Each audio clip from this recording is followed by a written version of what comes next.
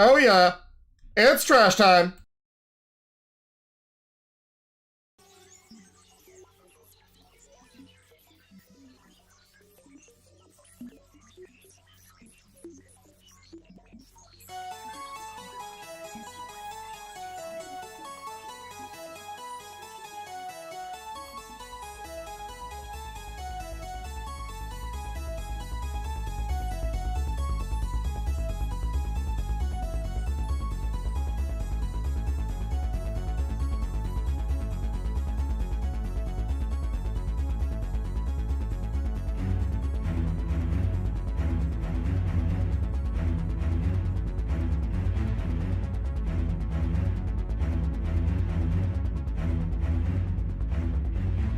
I see a future cold as ice where all the love is gone.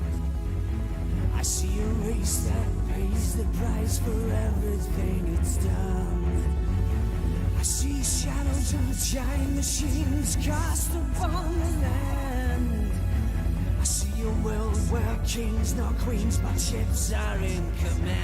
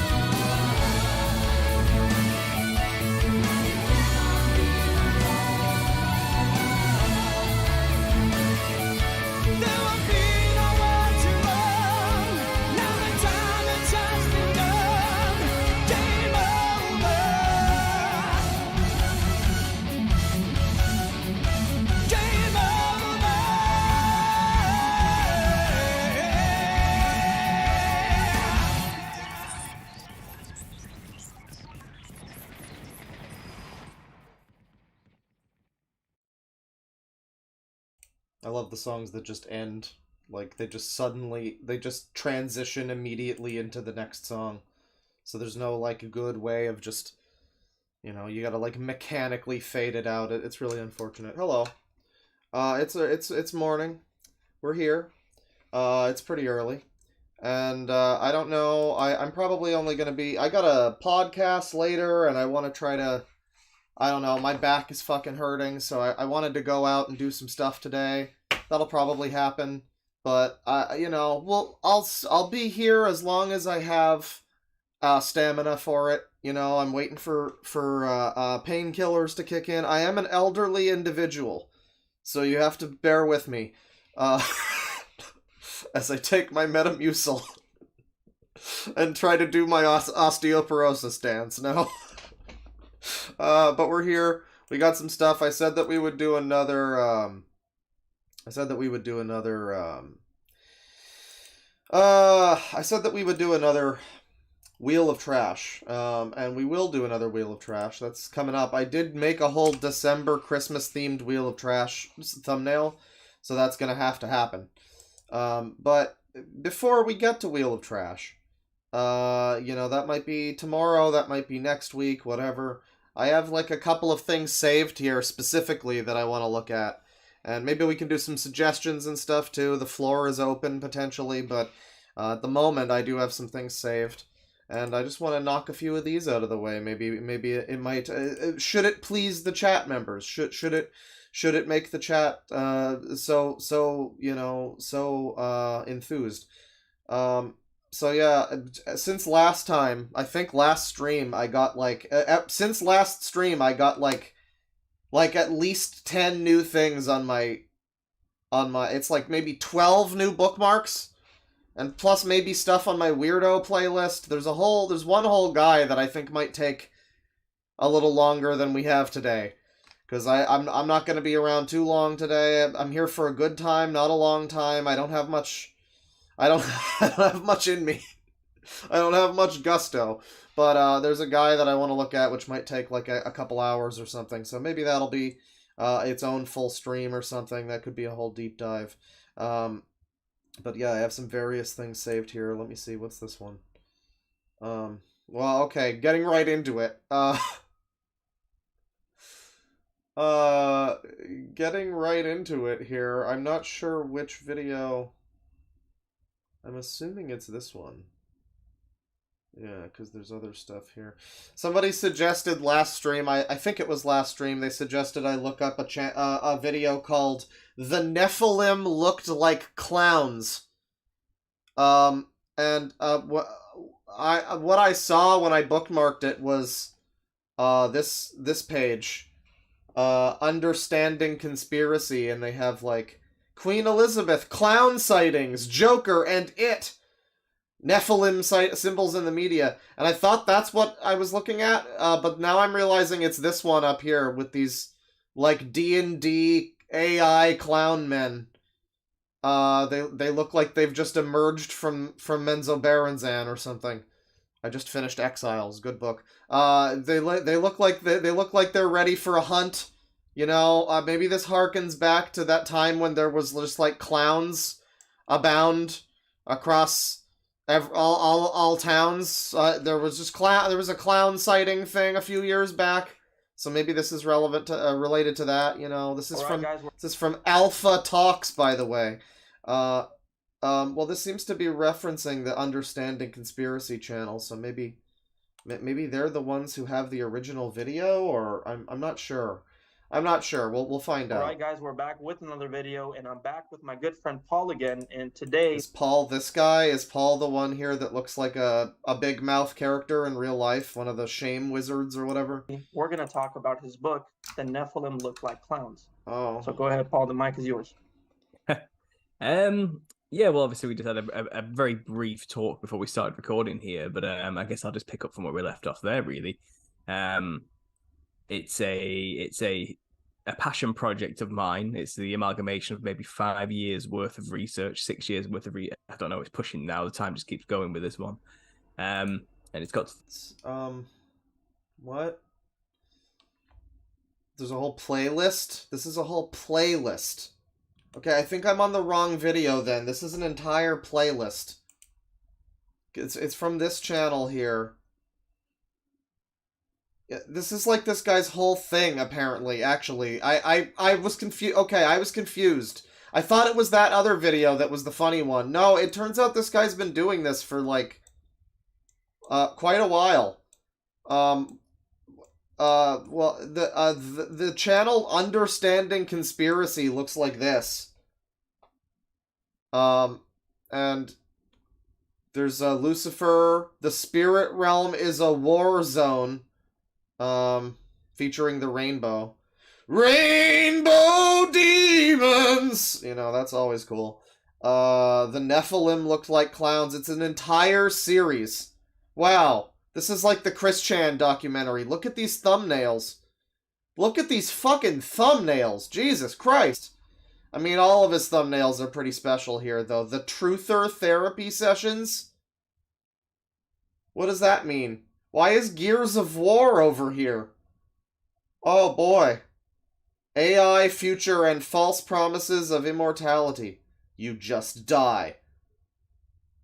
The Truth or Doomer Loop. Okay, well, we're gonna start with the Nephilim look like clowns. This is the original here. The best, better than the rest.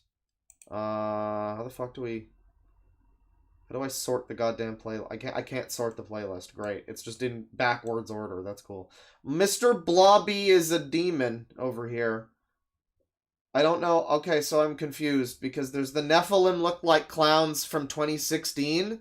Yeah, this dates back to 2016 and he's just been continuing at this for years. Wow. Then there's the Nephilim clown connection in 15 minutes. Well, maybe we'll jump to that after the first video here makes no sense, but then there's just a bunch of these other... The Hat Man, a demonic encounter. DMT Jesters Revisited. They are not your friends!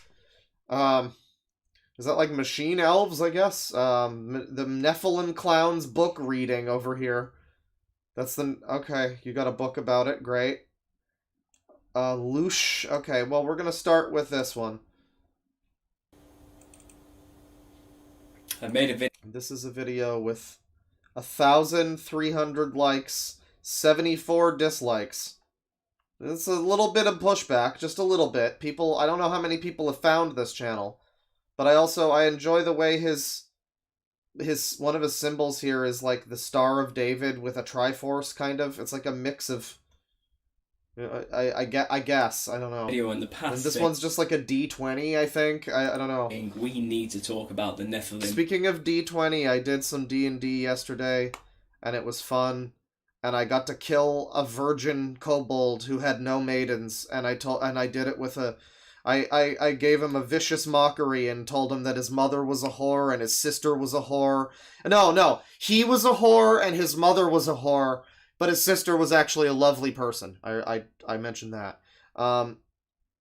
Yeah, there was a butterfly related meth incident. It was a whole series of events.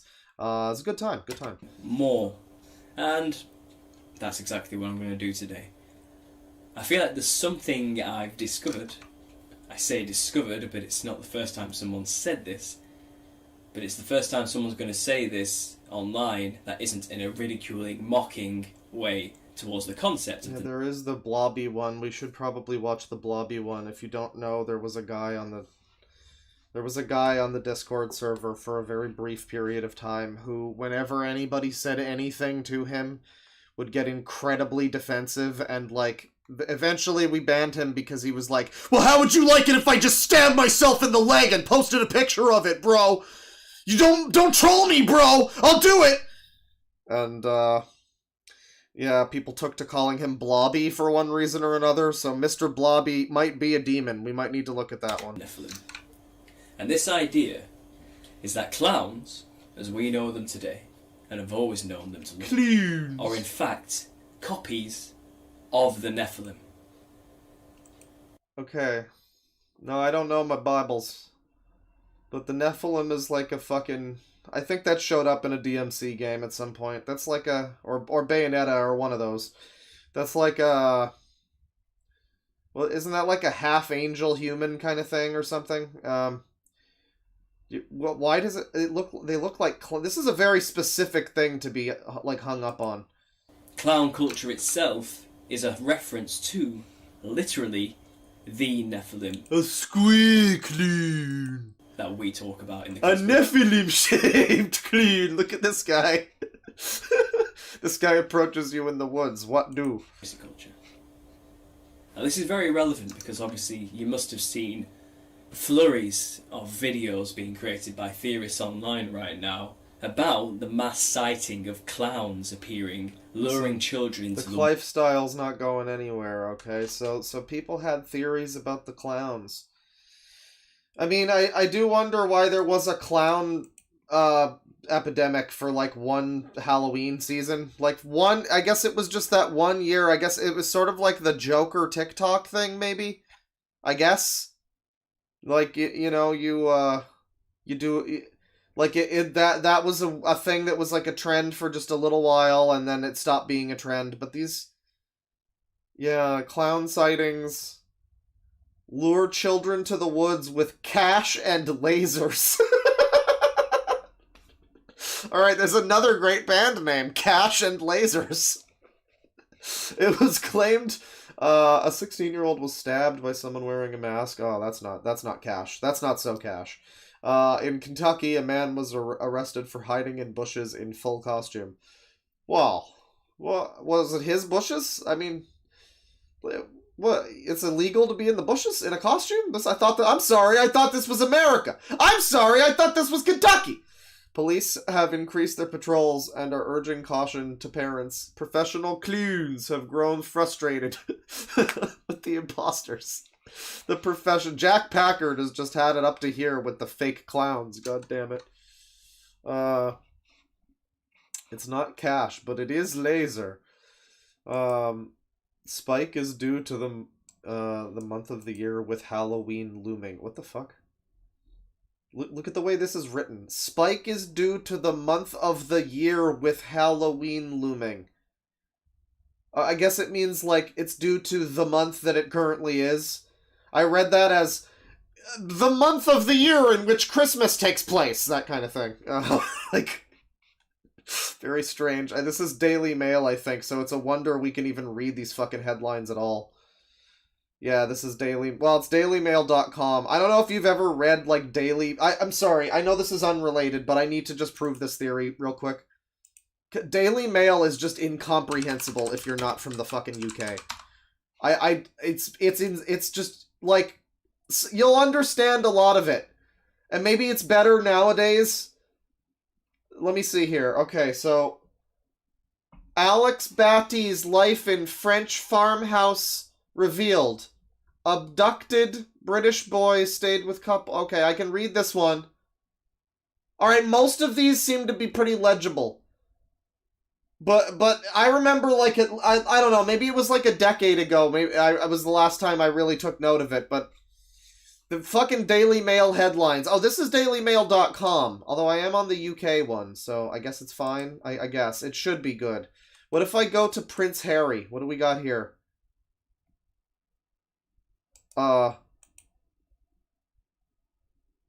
Yeah, I mean, this is close. Jerry O'Connell says his wife Rebecca Romaine was bummed by betrayal in John Stamos' memoir.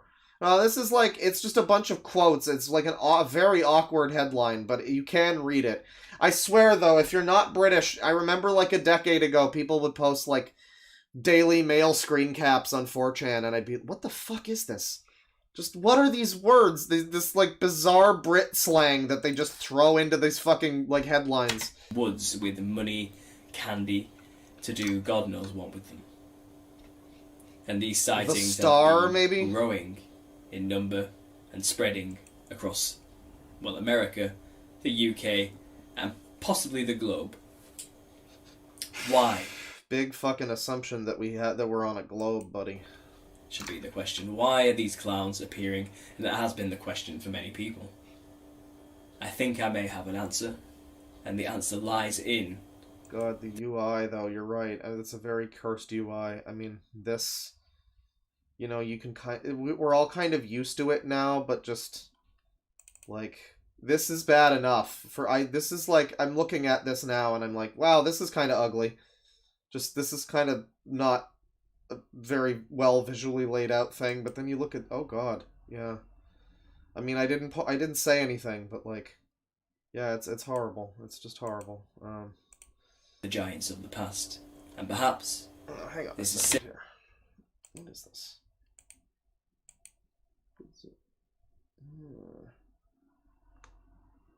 Oh, okay. Never mind. I almost got clickbaited about. I almost got clickbaited by Daily Mail. That's good for me. Good for symbolic of them returning. So, now, of course, so this guy wants us to believe about the clown connection with people. But he's really boring. It's amazing. We see it often, where you get these people who have really interesting, crazy people beliefs, but they themselves are quite boring. Like, listening to them talk is insufferable. Just generally send them down a very, very, very dark path. Now, I had a vision. I literally Oh. mean that. The only way to describe it is a vision. I was laying in bed one night, not quite Did this vision involve the Eye of Sauron over here? asleep, when suddenly a noise filled my head of loud Noise. static, and an image flashed in front of my eyes for only 10 seconds. And the image was of a giant jester. That's the Are only you way to sure that you weren't just sleeping? describe it. Or like A sleep paralysis or whatever? Jester. A gista. Coming out of a enormous wall. Its profile protruding out, its back melded in with What about its pronouns? Now this is like ICP looking art. I wonder if this guy is just like super into clowns. Like he's all a part of the Clive style and the ICP, and like he's a Joker stan, and like that's what led to this happening. You know, it obviously. the wall around it. And around this giant was tiny golden vehicles. But they weren't tiny, they were huge. But from my perspective looking up, I could just see gold dots whizzing around this beast. Now when I say jester, don't All right, this sucks. Give me the quick rundown. The Nephilim clown connection in 15 minutes. Go. I want you to get together. I want you to get together. Is that I don't know if that's I don't know if that sample comes from the Saint Germain song. I forget the song, but it's from the Saint Germain album Tourist. But if he sampled that from Saint Germain, then that's pretty based. Maybe Saint Something Germain you used said that. on Oh your god, is this a podcast clip or some shit? Okay, no, we're good. We're good. with Sam that really blew my mind was We're how off to a great start with this fucking audio. Oh. This is excellent. how the enemy will like use costumes to channel demons. Can you talk a little bit more about that? Like we're just on the other side of Halloween, and I know that's a big debate amongst Christians too. Like, should we celebrate Halloween? Like, is it innocent? Is it not innocent? You know, but I never really thought about that dressing like something could be an invitation I don't know, Tara Strong. I thought you were a professional VA. What's with this microphone? for them to I come. mean, what's great too is it looks like her microphone is like a good. I mean, unless she bought this thing off Wish.com, it looks like a real microphone. She's got all the equipment. So why does she sound like she's being processed through like 15 different fucking Leslie speakers? Like into your body. So yeah, if you just want to talk about that a little. Sure. So this is what's known throughout most cultures as a form of ancestor spirit worship. And this is how I've described it, and this is how it's well understood to be in mainly countries. The Clune totem poles are making my back hurt. That have these very old folk traditions on every continent. It's kind of the oldest tradition usually. Oh, and look it's at this though. You're blaming the clowns. You're not gonna bring up Anonymous. I mean, these guys don't look like they forgive or forget, frankly. not really rooted necessarily in religions. It's rooted in like an old verbal kind of ritual that tribes have done look at that. forever, you know, and Wow. sometimes they get spiritualized by new religions that come along. So this guy is just coming along and saying, this like British guy is coming along and saying that all of these ancient tribal masks and like various things throughout history that I'm sure have many different meanings and contexts, and you know, no, they're all clowns. They're all based on the Nephilim clowns, I guess. Because this mask looks a little bit like a clown face, and this, I guess, clowns have color on them, so sure, clowns. Whatever this is, yeah, totally, clowns, right, clowns, what is that, like rope? Clowns don't dress in normal clothes, so there you go. Throughout history, you know, and things get tagged along, but the roots are pretty much the same.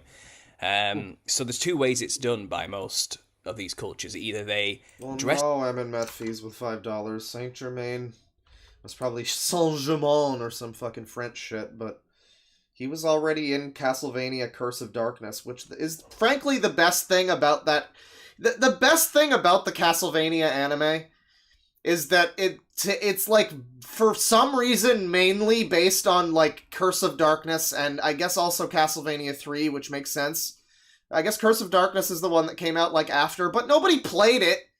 I mean, it didn't come out after, but it's like next in the timeline. But nobody fucking played it. It was the weird PS2 beat-em-up RPG that everybody thinks is boring, because it kind of is. A little bit, it kind of is. But Saint Germain comes from that, just like Hector and Isaac and the fucking Infinite Corridor and all of the coolest shit in that show comes from the game nobody played, except for Dragon Force when they made that really baller song. It's like something... Hear the laments of innocence rise, motherfucker. Thing. Oh, I think we can show this one on stream. Gain This is something fine. from it This for is the okay. tribe. Either a shaman is dead. Yeah, I mean, I hate to be like all BuzzFeed, you know, but this is such a white colonizer over here, just looking at like ancient native tribesmen and being like, is this clowns? hated to do this specifically I guess so. within a tribe, or it's a free-for-all and anybody and everybody can all do it at once. It really doesn't matter. The end goal's the same. It's to channel the entity, and what they often dress like in all these different cultures, as I've shown in my series, is they have a very similar thread weaving through. And it's usually... I like this guy, with the, like, he's got, like, calamari fingers or something. This is great.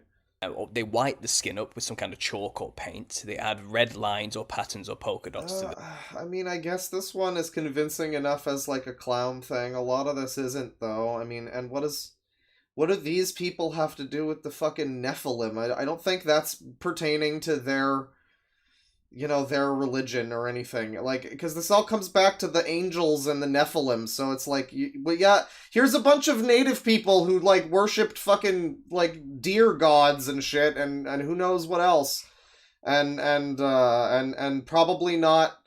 probably not, like, the Nephilims were not involved in their worships, so like, I don't know, I don't know what he's trying to get at here. The skin. It looks like a clown person, I guess. So you got me there. Headdress. Okay, this just looks like a Marvel character from the 80s. I mean, I think this is probably like some kind of Japanese, yeah, it's like Japanese classical art, I guess, but this just looks like his name would be like Wolfhog or something, and he would like fight the X-Men, and it would take all of the X-Men's combined might and Chris Claremont drawing the comic out as long as he could before this guy would be defeated.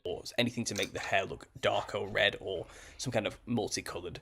A huge golden crown with many embellishments all over it is common as well. I mean, with the red lips, I guess there's something there. I mean, it's probably... I'm willing to bet that maybe some of this is, like, tied in with clowns, but I don't see the connect. He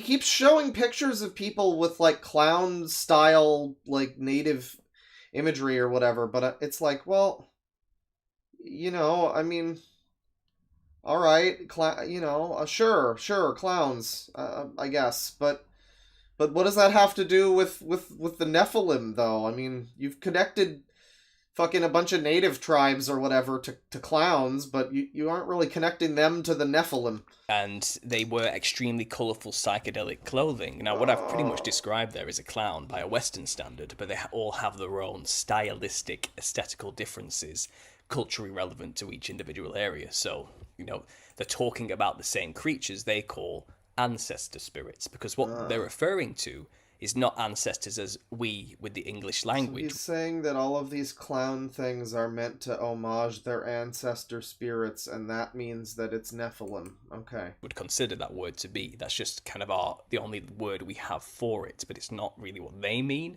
They don't mean grandma or granddad or your great uncles and aunties from the 1800s or something like that.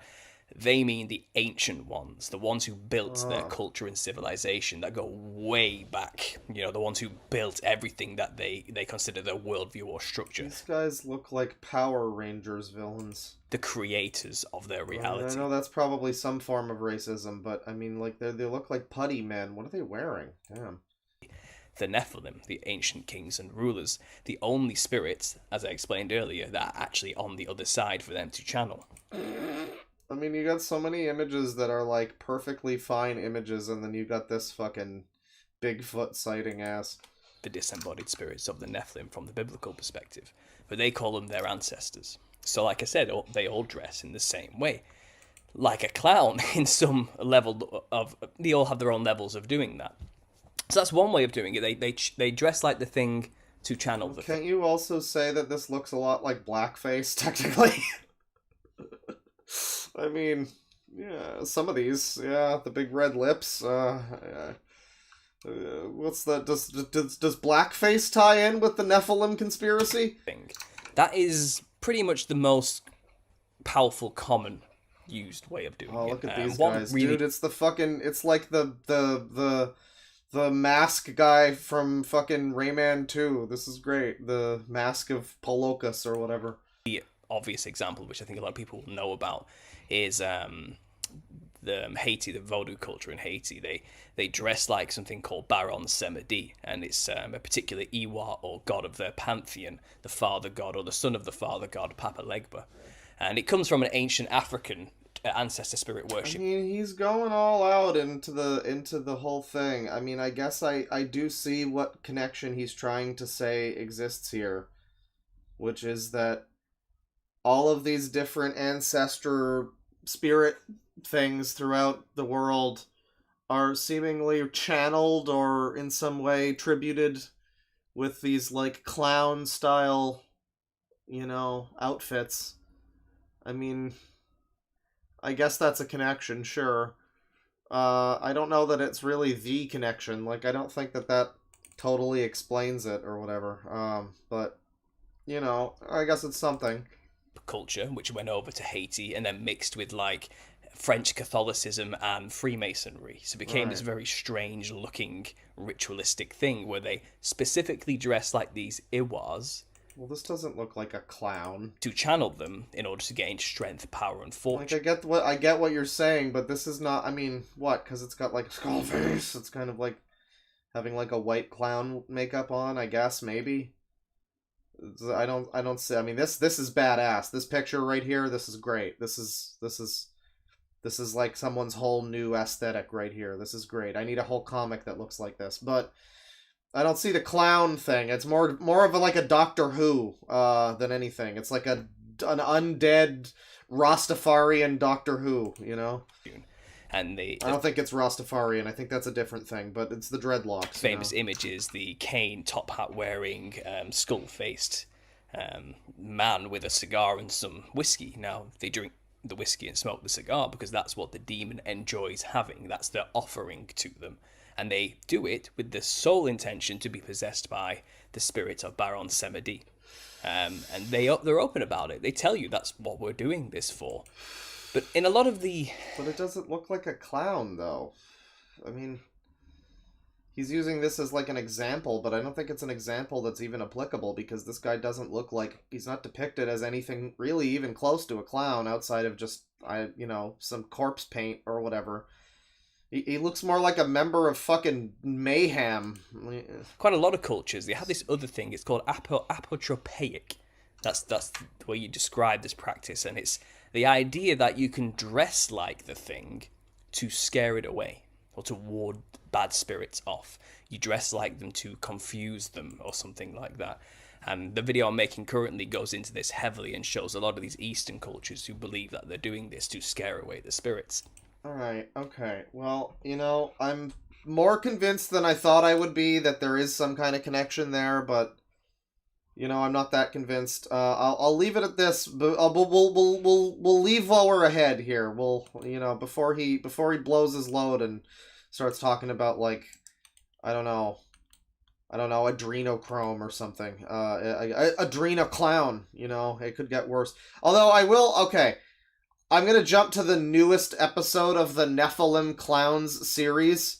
Because I'm just curious now about, like, we went from 2016, the first episode, to a summary from, like, earlier this year. And now and he gets decent views, too. A month ago, episode 42, the Nephilim looked like clowns. 42, Rakshasa, Oni, and clowns. I know at least one of those is an SMT demon. But that one got some good views, and then Nephilim Clowns over here, number 43, obviously with the amazing Digital Circus, or whatever it's called, this clown Rule 34 character that everybody is making cool pictures of is probably part of this. And there's a Pepe clown down here too. So, I mean, this one is the popular one, but I gotta see what's going on with the Pepe clown. I want you to get together. Put your hands together one time. I want you to get together. Hello, everyone. Oh, look at these cool guys. You know, Man, this guy's got the fucking bustlingest folder of cool people in weird masks. I feel I've spent so long looking at the aesthetical similarities Does this guy ever played Majora's Mask? I feel like he'd have a hell of a time. of folk traditional demonic representations all over the earth that I feel I may have neglected the more modern popular culture and its representations of the clown, and by proxy, the Nephilim spirits the clown Oh my god, Lois, look, it's me. It's Ancient Peter. Huh. symbolizes. Yes, that's right. If you're new to my work, I believe, and have spent the past 7 years attempting to prove that what we call a clown in the West is in fact a purposefully co-opted and moulded symbol used by the occult to represent the spirits of the disembodied Nephilim who once roamed the ancient world. I do enjoy the way that he has to preface this video with like, yes, if you've never been here, this is what I actually believe. Now on with the video. It's very there's a bit of a self-awareness there. That's good. Just like those who use it in ancient folk traditional rituals know and make no denial of, the multicolored garb that often depicts clown-like aesthetics is a tool for the purpose of channeling the spirits into our world. The costume is worn to be possessed by the spirits, Yo, why this guy got shoes on his hands though? What's going on with this guy? which these older cultures call ancestors. But they aren't talking about their great aunties and uncles. They're I talking mean, I gotta give him this. It's kind of like if this guy is right, you know, this is a very unfortunate conspiracy for this guy to be right about. Because, like, nobody could ever take this seriously. He starts talking about, they called them ancestors. And I get images in my head of, like, a Destiny trailer, where it's, like, a bunch of heady dialogue that hints at the idea that there's a story, but there isn't one. But instead of all of, like, the imagery of Destiny that looks cool and clickbaits people into thinking the game's good, instead it's just a bunch of fucking clowns and like carnival shit, and it's like nobody could ever take that seriously. I don't know if that turns out to be the real conspiracy, and like we should have been listening to this guy all along. It's really a shame that I mean, I don't know how we're gonna move forward with that. That's just a little too camp for real life, frankly. about the ancient progenitors of the pagan civilizations, the Nephilim. The clancestors. This old folk practice never really changed as it developed into the modern Western world. We just don't realise that's what its purpose is for anymore. Look at I love this, like, scientific clown diagram with the numbers, you know? I guess that's probably not what those numbers are for. I think it's, like, pin the something on the clown, maybe. I don't know, but, yeah, I mean, these certainly look like faces with their mouths smiling, I guess, kind of. I don't even think these are smiles, really. It's just we interpret it that way. You know, the structure of this image looks similar. I don't know that that's a... You know, I mean, two things can happen without them being connected to each other, you know? Because for us, clowns are just silly. And Yes. for children. Well, and I don't know about that, but look at this fucking cool guy. This has got to be someone's new Discord picture. Channeling capabilities of the costume is now an occult secret. The secret, in fact, I've already looked at fucking Precious Leaf. Fuck off. that is utilized by performers within every art industry who have been initiated into the occult. For the purpose of Look fame, at this performer dressing up as a clown to please the audience. Just like the weird contextless, like, isolation of this clip of Joaquin Phoenix as the Joker. It's, you know, he doesn't just dress up as a clown for pennies on the street corner. I don't think that's the point he's making, but I mean, it's just a role. He's just playing a character, dude. Wealth, veneration, and invocation. They dress themselves up like psychedelic clown monsters. Unfortunately, it's not easy to summarize this 32-chapter book, which I'm currently writing, by the way, into a paragraph, so I suggest you watch some other of the 42 episodes I've created on the theory.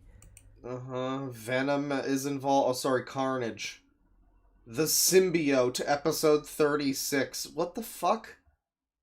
Okay, right. Well, this is all the intro. When do we get... Here's the Digital Circus thing. Here we go. Here we go. I guess we're about to get into it. Internet animation sensation called The Amazing Digital Circus.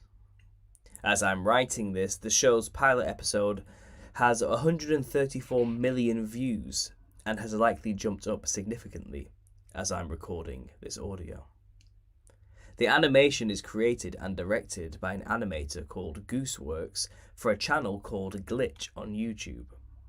The episode Is this like an expose about this depicts thing? a young woman who suddenly manifests in an artificial world inhabited with a cast of wacky characters in a Jesus fucking Christ, this is what these people are watching now? circus-themed setting. Oh my god. Okay, less is more, people. I get it, you're in a wacky, colorful world, but, you know, fucking chill. We are very quickly made aware that these characters are human beings who have put on a virtual reality headset and have become stuck in the wacky funhouse reality for eternity, with no way to escape. Wait, so this is just another one I thought this wasn't a spooky ARG analog horror series. I guess it isn't, but it's like the same exact plot as all of them.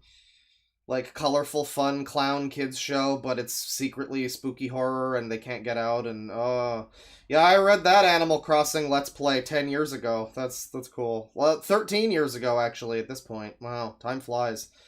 Yeah, I remember when I thought that was an interesting premise, too. The realm they are stuck in is controlled by an AI named Kane, who appears Dude, I also love Portal. What are the odds? try his best to maintain the sanity of the trapped people by creating frivolous tasks and entertainments for them to distract their minds away from the daunting reality they face. However, he appears to be incapable of fully empathizing with what it means to be human and powerless in this realm. So the comedy arises from his outrageous misunderstandings and wacky salute So what does this have to do with the Nephilim? daily. In terms of relating this to my Nephilim look like clowns theory, I feel there's no need for me to give a full breakdown of the entire pilot and offer any theories pertaining to the hidden lore of this fictional universe, as many have already obsessively done this in true sycophant fashion. Sycophant. Yes, I see the checkerboard floor pattern. This guy really... I guess these people have to feel like they're better than everyone. Just like, oh, they're such sycophants! I mean, they are. But, like, just... Oh, I'm above all of them with my heady ideas. Yes, yes, what? Spot of tea? Clear Spirit World and Freemason reference. Oh The god. lead AI being called Cain is an obvious biblical. Yeah, all the funny voices are making me like move around, and I'm getting like the back pain. I'm blaming the clowns on the back pain again. Reference, and the entire concept of jester-like spirits being trapped in a matrix similar to that of a circus is certainly on the nose when it comes to parallels of my own understanding. Wait, what? Cain is an obvious biblical reference. Yes, I see the checkerboard I'm sorry. I was just what? floor pattern. Checkerboard floor pattern is part of it, A sure. clear Spirit World and Freemason reference. Clearly, right. Checkerboards, yeah, squares next to each other. That's the spirit world, baby, right there. You know, there's blue squares, there's red squares, there's squares everywhere. There's black squares, there's white squares, there's yellow squares as well. And so welcome to Heaven's Gates.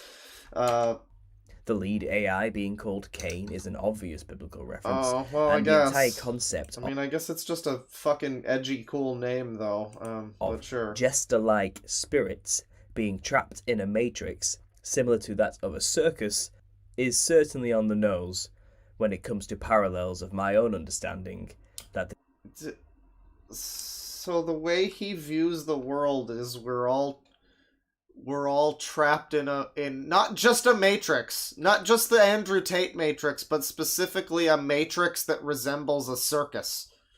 So I guess it's on the nose to have that, because that's actually what he thinks the world is. I guess he's not totally wrong there, you know. Actually, I think I'm getting to be on this guy's side. I don't know. He's making some good points. Doesn't like this digital circus thing, you know. It's better than everyone. I think I can vibe with this guy. the disembodied spirits of the now dead Nephilim, who looked like clowns, reside in a fractaled psychedelic carnival-styled matrix called the astral realm or spirit realm.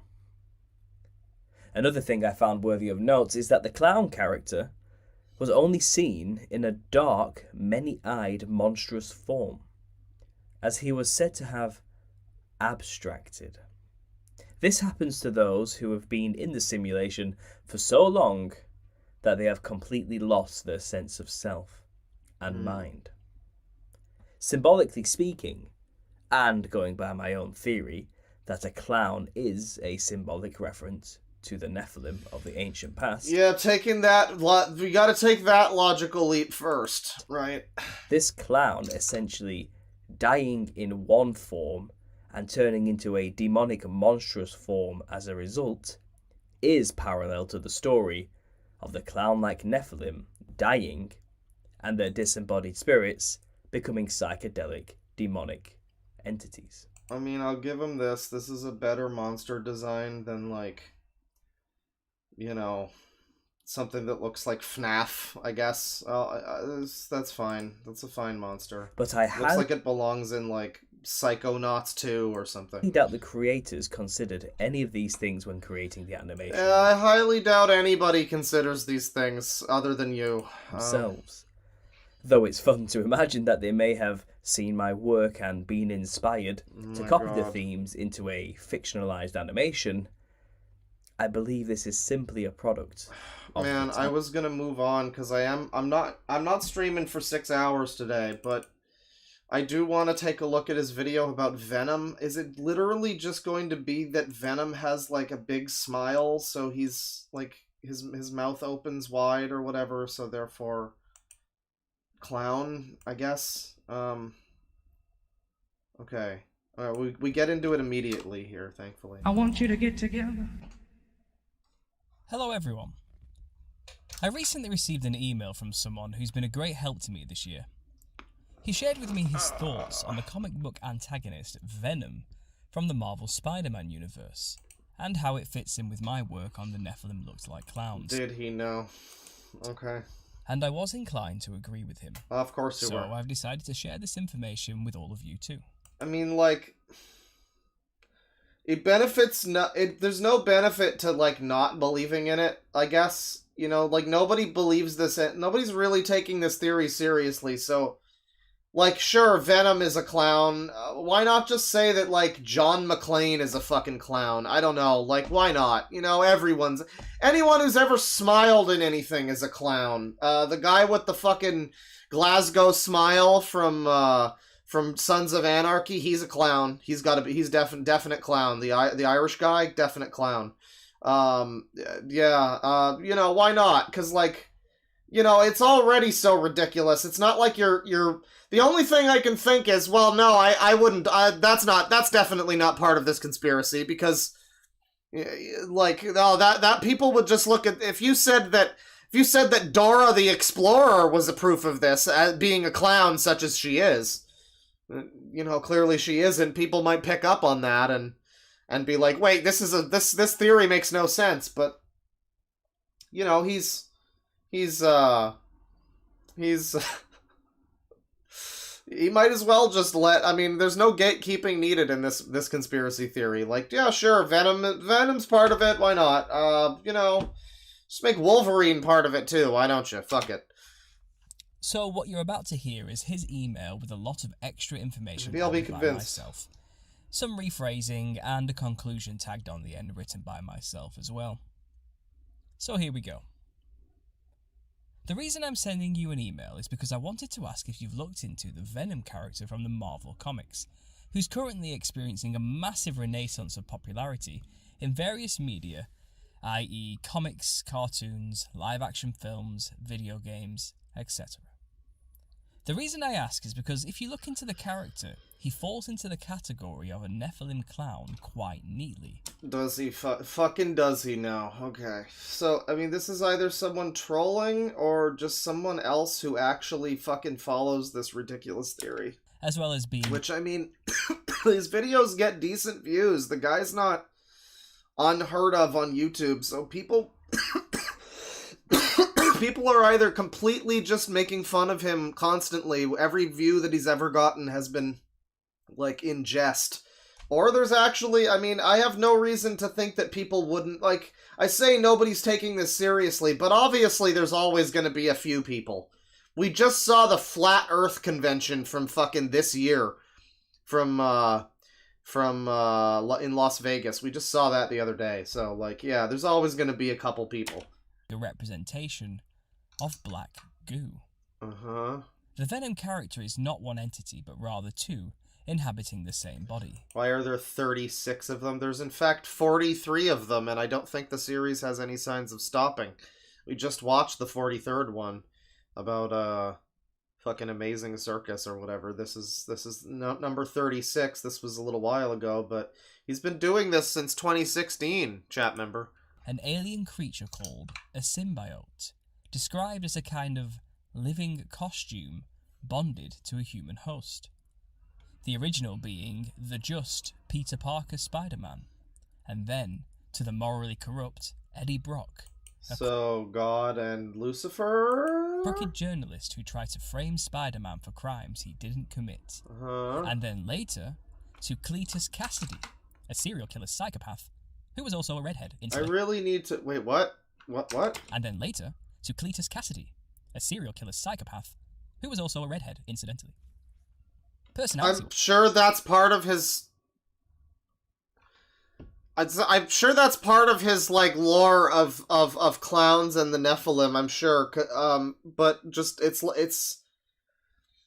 He's also Jewish, by the way. Just putting that out there. Just mentioning it. I'm just gonna say it. I'm not saying anything. I'm just saying that he's Jewish. That's just a fact. That's just a fact.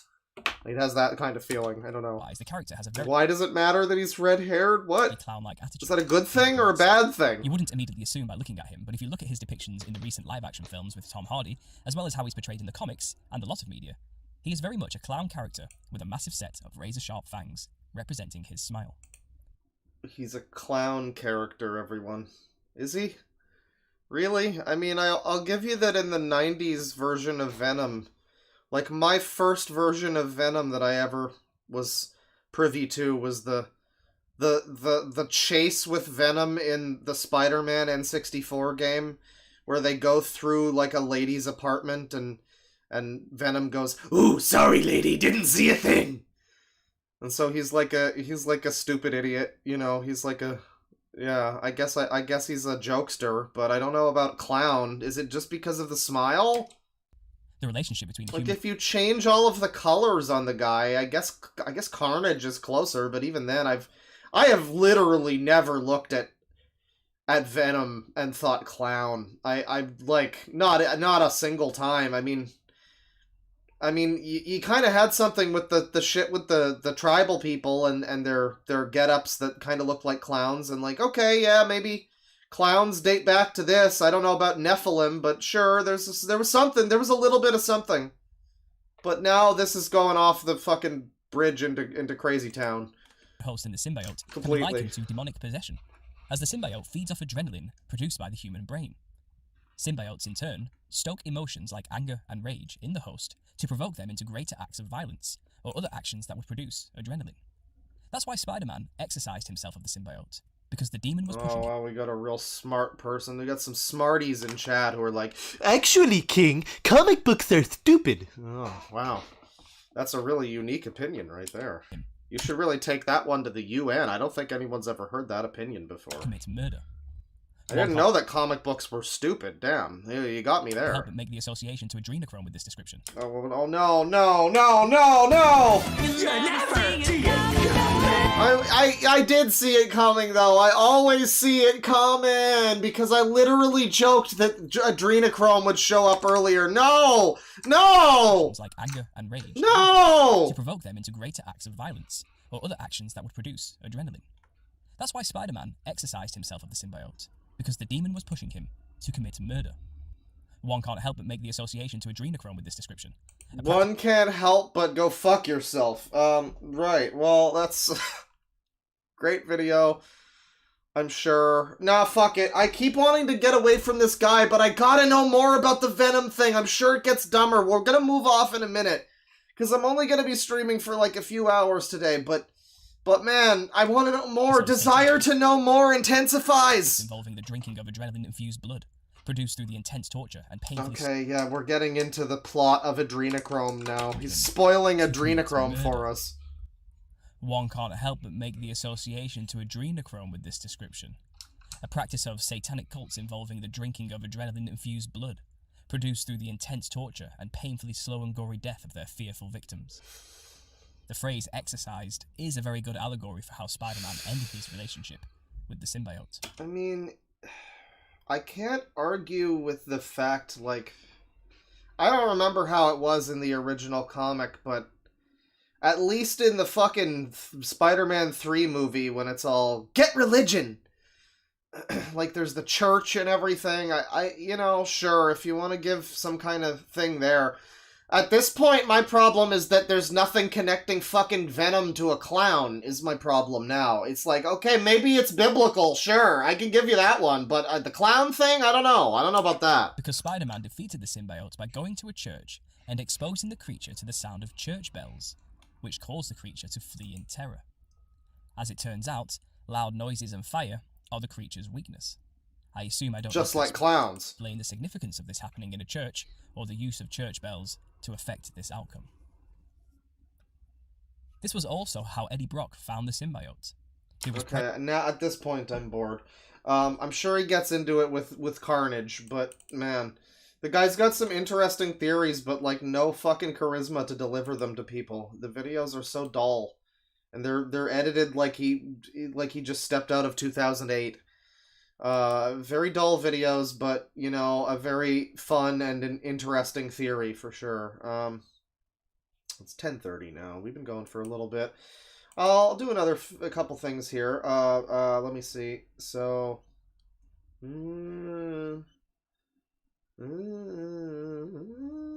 this is, what is this? Oh yeah. This is one, so again, YouTube has been really helpful lately, with, finding me things that, like, I mean, I've complained that the algorithm is kind of fucked, and,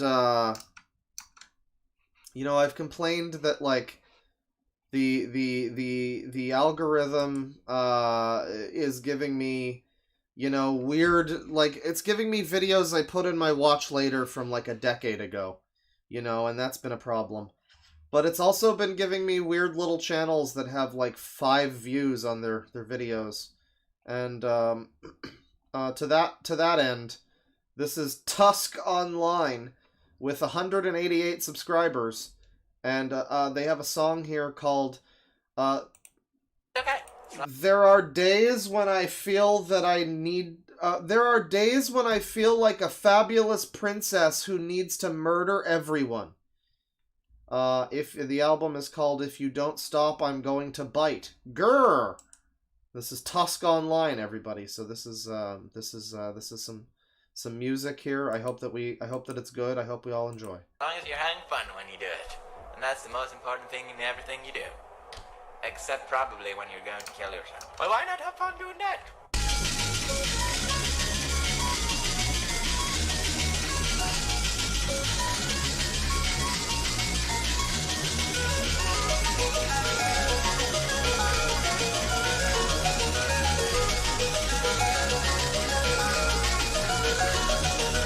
DJ Khaled! We the best music! I think I just shit my pants. Detroit till I die, motherfucker!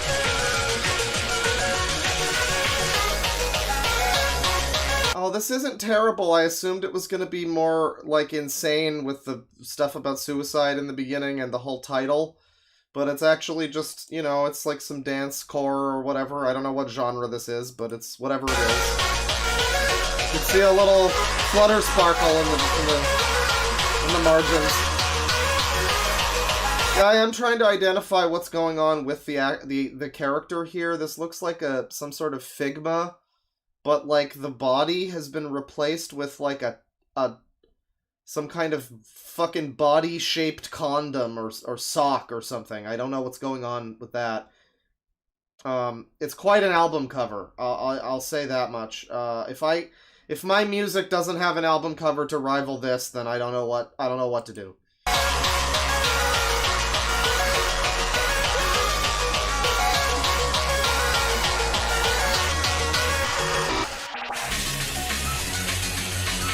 Oh, it's like an anime girl suit that you put on, right, with the head, and it's like one of those, I forget the name of it, but I know what you mean. That's like a whole subculture. The people that fucking wear the weird face masks, and they look like, I mean, this looks surprisingly okay for one of those. It would probably look worse with the person in it, but like, usually they look decidedly weird in the face, like genuinely like Down syndrome anime characters is how most of these like bodysuit face mask things look. This one looks, I assume this was just like, I don't know, a figure based on the fucking girl from Star Ocean 4 or something. Well, this isn't terrible. I mean, again, it's kind of just, you know, it's some electronic music. Here's Lily.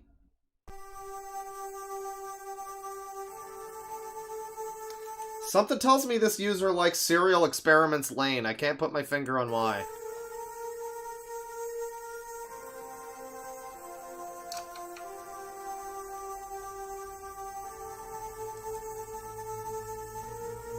Do we get any cool lyrics in this one? Instrumentally, it's okay.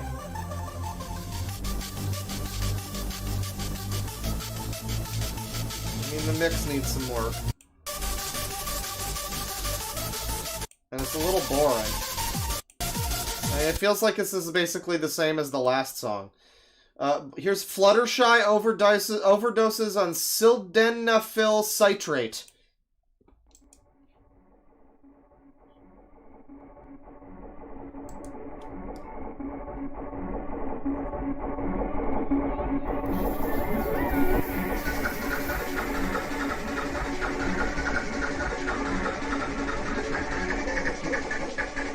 I really think the album covers are the best part of these so far. Like the art made for the song is like the best part of these.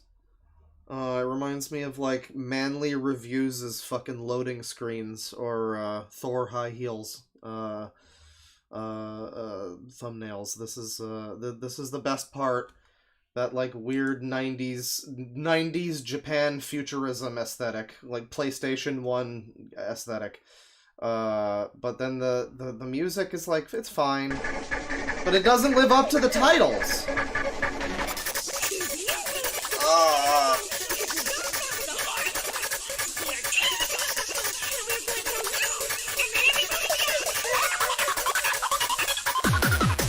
I would assume that that's samples of Fluttershy.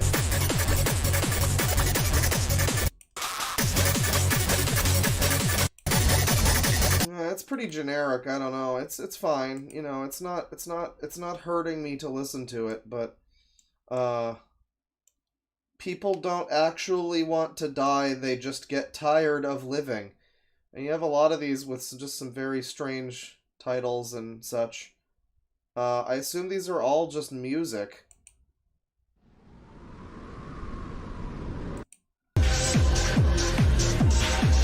Yeah. Pill Roulette. Oh, headphones or speakers are recommended, right? As opposed to like a PC speaker beeping the song at you, I guess. Or like a Game Boy. That probably just means no phone, I would assume. Yeah, it's just like kind of generic music. I don't know, it's fine. Yeah, it looks a little it sounds a little DDR. I can see that. I can see that. It really is mainly the titles and stuff. People don't actually want to die, they just get tired of living.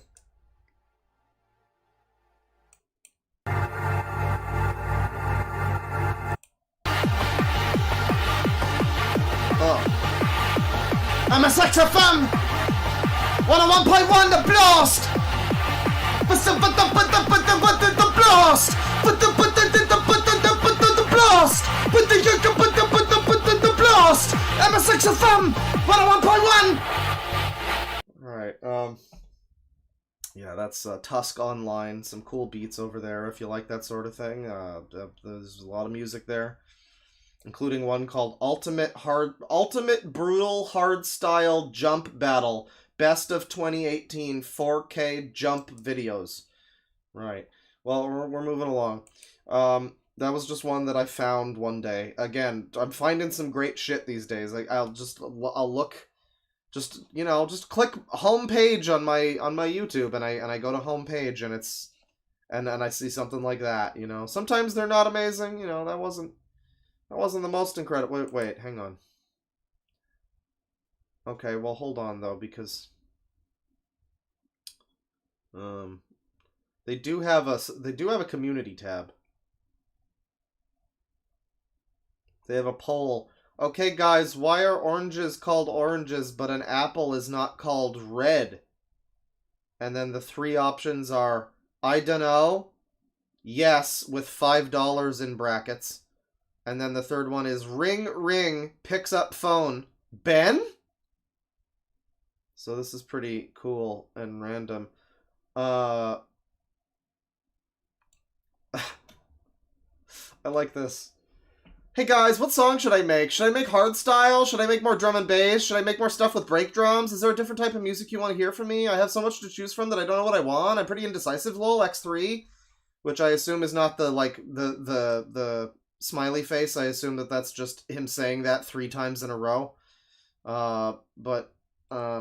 Sure. I mean, all of it kind of sounds the same to me. So, I mean, I guess just make some more of that, whatever it is. But yeah, it's fine. That's that fella. And I've said a few times, I'm probably not going to be streaming too long today. Just a couple hours, you know.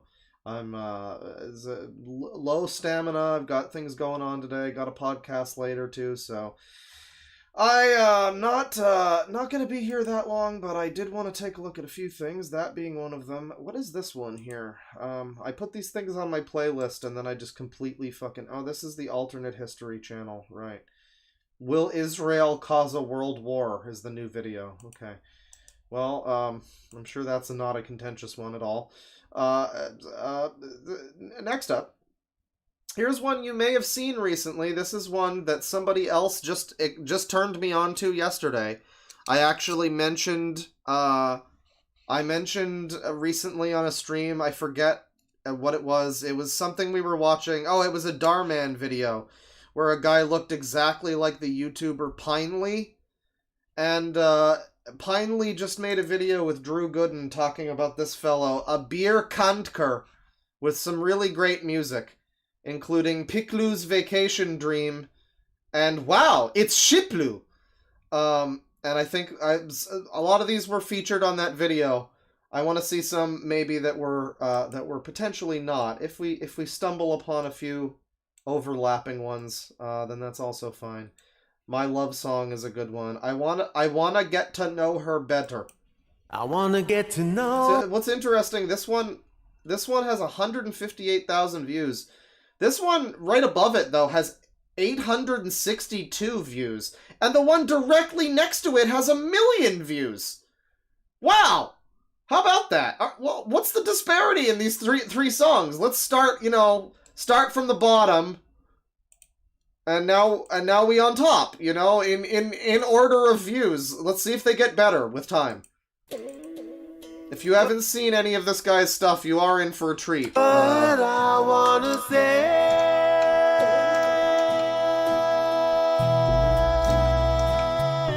Oh, got really sustained that one. What I feel, what I wanna say. Why do they lose their way? Very interesting modulation there. Trying to find a way. It's like I can't tell if the song was written to be kind of avant-garde with its chord progressions, or if it was just he can't sing properly. Because like, What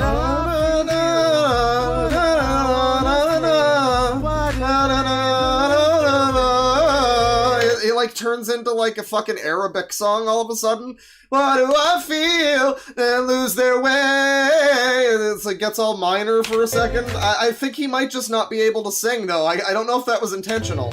Trying to find a way to your heart. Yeah, I think it might be the second one. It's blowing me away. We're all over the place here. Trying to find a way to your heart. It's blowing me away. Well, this one is sucking so far because I can see why this one has no views, because there's no Piklu, there's no Shiplu, there's no character. He usually has like 3D characters jumping around. This is all environments and stuff. Maybe the characters are gonna show up. Supposed to say. I feel like he's just forgetting the lyrics now, but this also, this seems like a Lion King song or something. What did I say? What was I supposed to say? What did I say? What's going on? Wait, what did I say? Did I say that? Oh, I didn't mean that. I'm gonna donate money to charity to make up for saying that. Words that I said made this world where I don't wanna stay. Don't remember. The song feels very... It's really like right down the middle. Like, where am I going? What's happening? I don't want to stay here. It's like this very anxious song for the beat that's happening. Where I begin, it's so far away. Don't know. Somebody asked if there's a boing sound. I think there might be a little bit of a... Like a... Yeah, it's like one of those world instruments that sounds like a fucking... That sounds kind of wacky. Why all the colors are slowly turning gray. So this one sucks. There's no characters in this one. This is a lame song. This one deserves 800 views. This song sucks. Abir, I'm sorry, but I'm sure the next one's gonna be a winner. To know her better. Look at him. Look at him. And this looks way better than fucking Piklu used to. It's worth pointing out that this guy, maybe it's changed since, but they said in the Pinely video that this guy started doing this a few years ago, so this was before, like, AI would have done any of this shit. So this is all him, baby. This is all him. There are times I get this feeling I'm not meant to be alone. He's like sleeping. Maybe he's blind. When she came into my life, I saw the light of dawn. She took me away higher. Nobody ever... People who play Sonic don't understand. Like, people who don't play the Sonic series don't understand, but this is what the characters look like to me now. You know, back in Adventure 2, they all, like, were mo-capped, so they moved around a bunch, but now this, like, strange mechanical motion is... It's like modern Simpsons. Modern Family Guy! Whenever I'm with her, I wanna be with her. Whenever I'm with her, I want to be with her. Well, you know, Abir is a man of very simple desires, you know? Forever. Oh, forever. Okay. Forever. I wanna get to know her better. Well, This one is like a lot more competent, it feels, than the last one. But also the song, thanks Doc, by the way, but also the song is, I don't know, like I guess it's a little better than the last one. The music video's better. But then there's times where his voice comes in. Wanna get to know her better. He's got this weird effect on his voice. Wanna get to know her. It is time. I can't deny. Gotta tell her what I feel. There's a pain. It's kinda sweet. I need her touch to heal.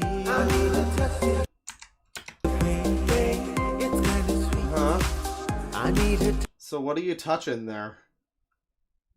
I need her touch. It's not that I need her to caress my face, it's that I need to reach out and grab him.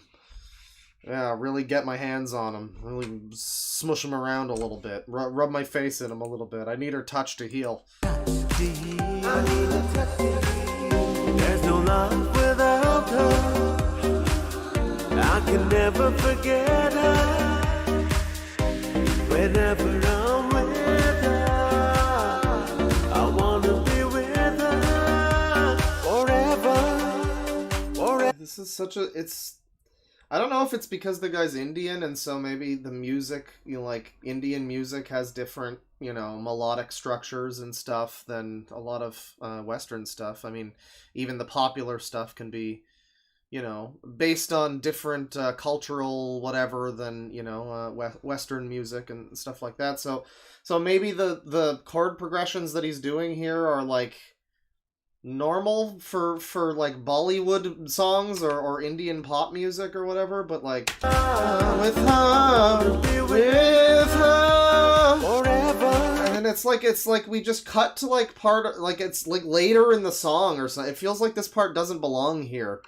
It just suddenly jumps here. Forever. I guess it's not even the chord, it's just like the way that it's played. Forever.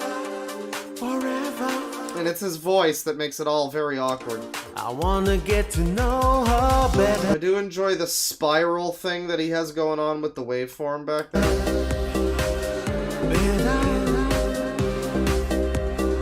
Wanna get to know her better. I guess this is supposed to invoke, like, you're supposed to think of, like, Daft Punk on stage, like a DJ...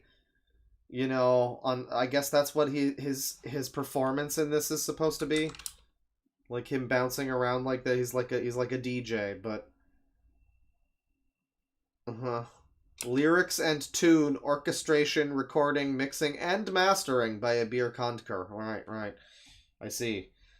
Every company in the credits whose name begins with an N or a B is affiliated with Abir Kandkar. And then finally, the third song. That one had 158,000 views. The third song here has over 1 million views. This one's big. Oh, God.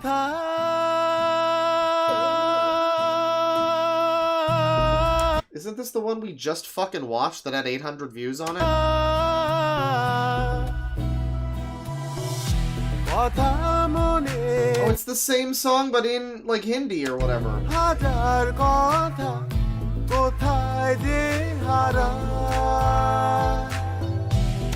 It seems a lot better when he's not, yeah, it's better in its original language, I would say.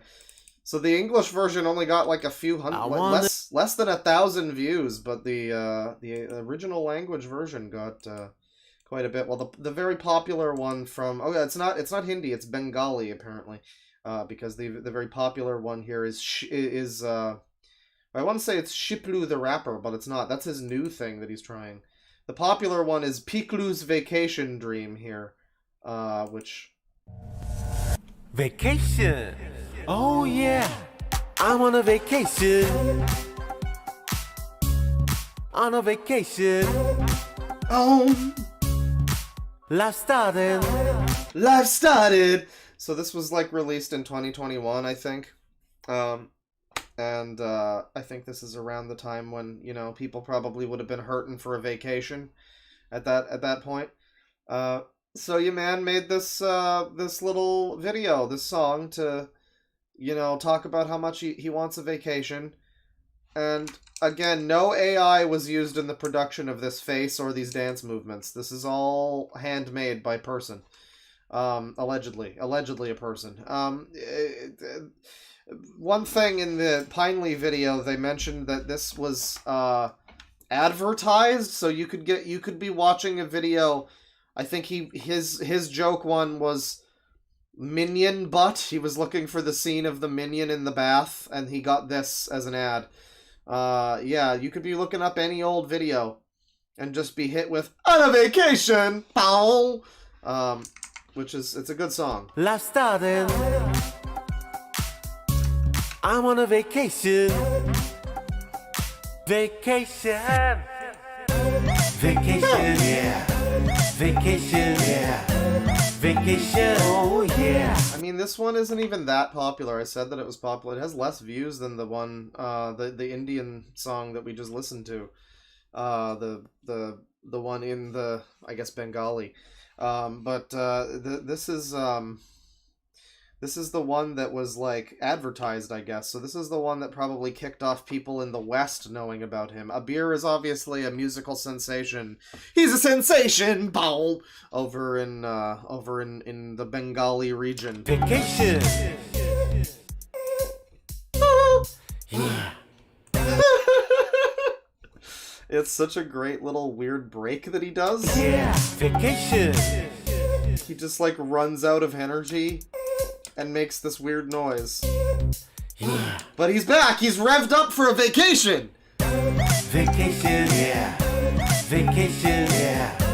Vacation, oh yeah. Vacation, oh yeah.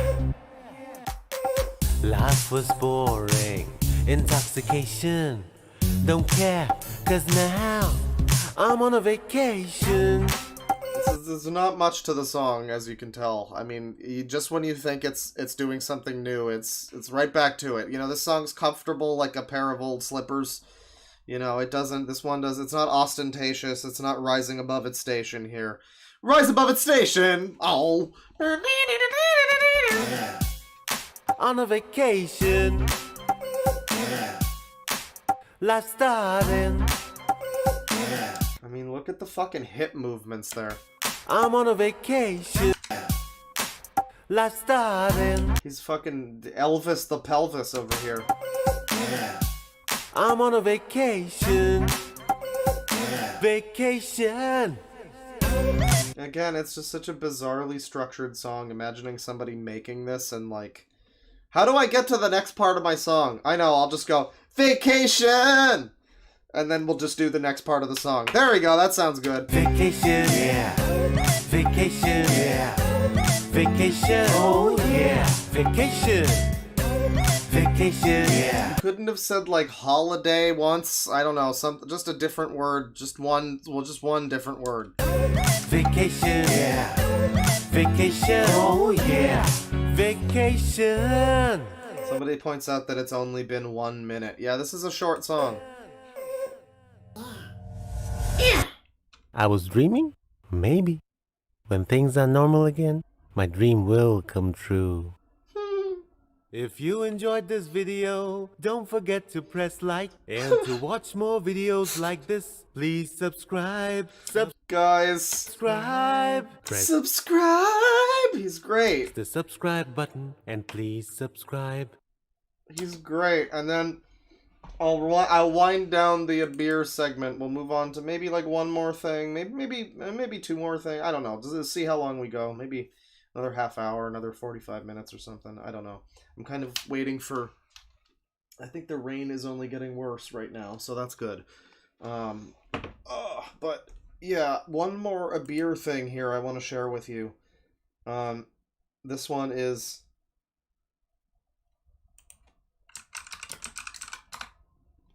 Yeah, this is a good one. So it's December. It's December 17th. We're over halfway through December now, everyone. And on that note, Happy,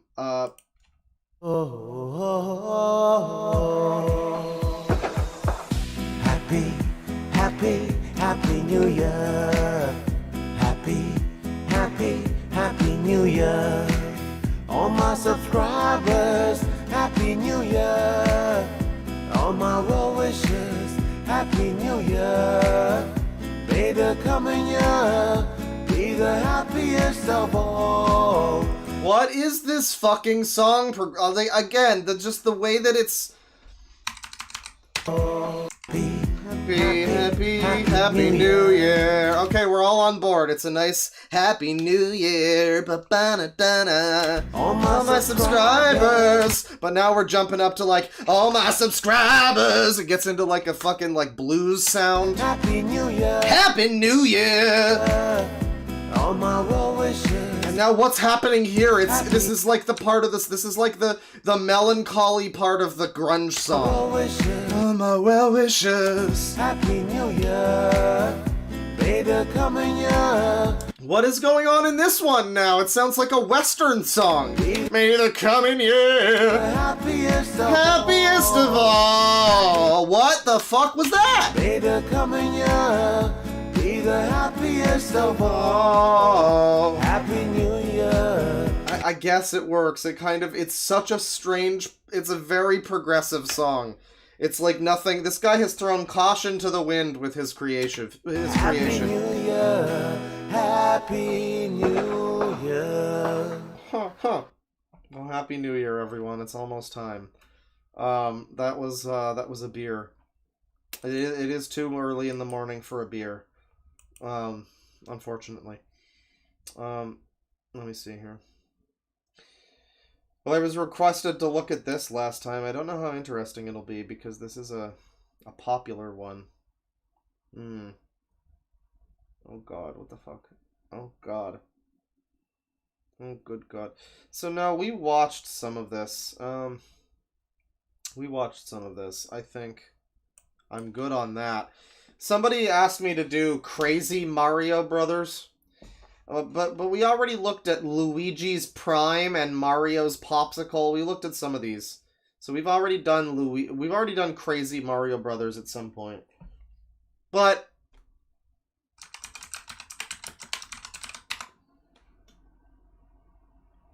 I wonder, too many of these people have like subscribers. We need people that don't have subscribers. Hang on. We need the real good underground channels. Let me see here. That's not quite it. That's not it. Not that one. Not that one. Not that one. Oh, this looks like it. This is a good one. Is this going to be a child? Hang on. So I wanted to try and find another type of plushie channel. Because somebody a little while ago was like, you know, we always do Mario adults, but what about, like, Pokemon adults or whatever? And so, to that end, unfortunately, I looked up Pokemon plushie, or just Pokemon plush, and I found the Epic Gamer Plush Show. Mario catches a Pokemon 4. Read description. And so, it is Mario, and so far I just see Tails and not a Pokemon, so we're off to a bad start. This is probably a child, but let me see here. This is a prequel, though. And the real series will release probably sometime in April or May, depending on how the writer's strike turns out. Come on.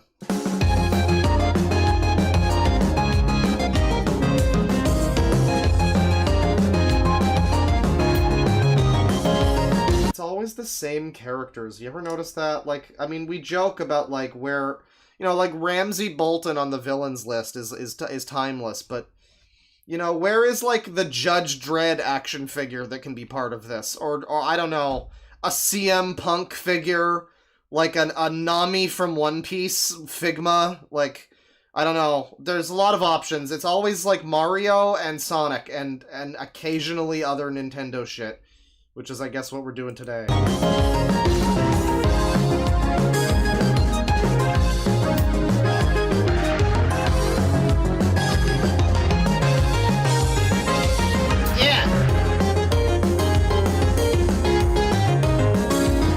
like every fucking Origami Kingdom video. I get it, you have a lot of fucking plushies, dude. Good for you. Your mom bought you a lot of plushies.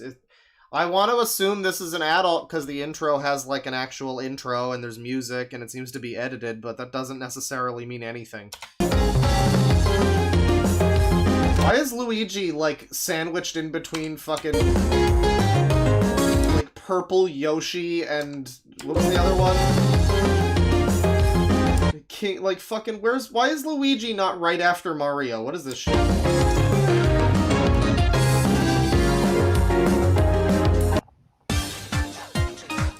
Mario. What's up, Chad? Jesus Christ. Oh, Jesus Christ. You know what would really make these embarrassing, unbearable videos better? Where they're like in a room and you can hear all of the room noise around them while they're like, "Hello, Mario! Hi, Batman!" You know, like that kind of thing.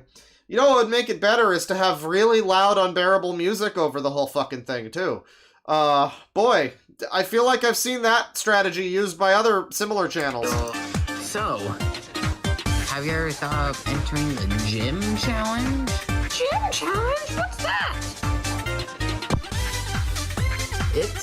It's a game where you go against a bunch of gyms.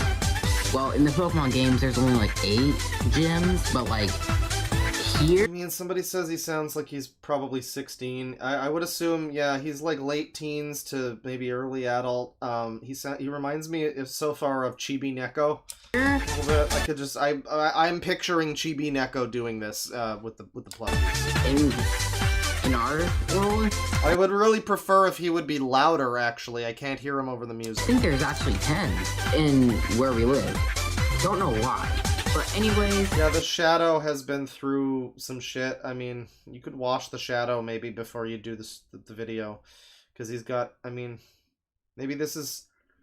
Like, you ever had a jacket where it just starts, like, bleeding, like, foam? I had a jacket once where it was, I guess, low quality, so...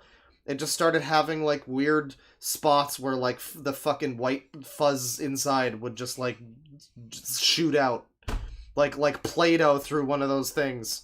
You know, one of those magic factories. Maybe that's what's happening to him. Like, his fuzz is escaping from the containment. You need 6 Pokemon, and each gym you beat, you win a gym Or it's badge. dandruff. And once you get all the gym badges, you can face the Pokemon Champion Blaze. Whoa! That's pretty cool! So, I'm going to right now! But Mario, you only have... Jesus fucking Christ. Okay.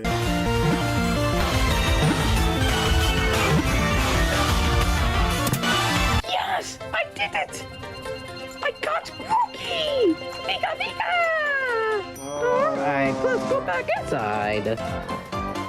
What Pokemon? Come out! Sample? Yeah, guys, good news! Like, you remember the kid, Magical Mario films, Brayden? Like, and how he was considered a horrible, horrible, awful person because he was screaming at his plushies? I don't know, this guy seems older than Brayden, and I feel like this is less excusable. I mean, the age makes it more excusable for Brayden, but also just... Like, what are you even fucking doing? This is just... The fucking Brayden stuff. Somebody in chat says, when's Pooh's Adventures 3? Wow, people really want the Pooh's Adventures. Don't you understand? Don't you see? This is the Pooh's Adventures we made along the way. This is Pooh's Advent. We're already watching it, frankly. But... Yeah, it's like, it's worse than the shit that the little kid does. Like, we come into this like, oh, is this going to be a little kid just screaming at his plushies? No, it's actually worse. Because it's somebody who appears to have edited and placed music in the video. So it's not even just the excuse of, it's just a little kid having fun. He's just, whatever, he's just playing pretend with his toys. No, this is like a whole thing this guy's trying to do. We didn't read the description, though. Oh, I guess we did, actually. It's just the description is, like, basically nothing and could have just been summed up in the like a text blurb in the start of the video, so I don't know why we had to read description. But... We got a new Pokemon! Rookie! Wait, you got a new Pokemon? Wow! A new Pokemon! Welcome to the gang, Rookie! Rookie! Rookie! Rookie! Rookie! Yeah. Okay, I'm sure that if we look at another video from Epic Gamer over here with 390 subs and 486 videos, oh boy! Well, I'm sure that it's not just gonna be these plushy things, right? It's gonna be like... Okay, here he is. Stop strip. Oh boy. Well, however old he is old enough to have like a wispy thin mustache. Next, I got Rookie. He does appear to probably be late teens or whatever, but still, man, if you are not past the age of 18, you might still be able to save yourself, kid. I got It might not be too it might not have advanced too far yet. You can still like touch a boob someday, maybe. Rookie from a trade. I traded my Fire Mario for him last week. Okay, maybe not. I don't think so. Well, that's sure. Does he have? Okay, I'm gonna look up the word rant. There has to be a rant. There's rants. They're not about users though. They're about the Mr. Well, no, he has Salute number 5, the Mr. Men Show. Rant number 3, Doc McStuffins. Plotagon, Bubble Guppies, Peppa Pig, Dora the Explorer, Turning Red, a really horrible Pixar movie. Oh, this is great. Rant number 6, Turning Red. For my 6th rant, I rant on a really horrible Pixar movie called Turning Red. If you like this movie, I respect your opinion. Cool. Good. Got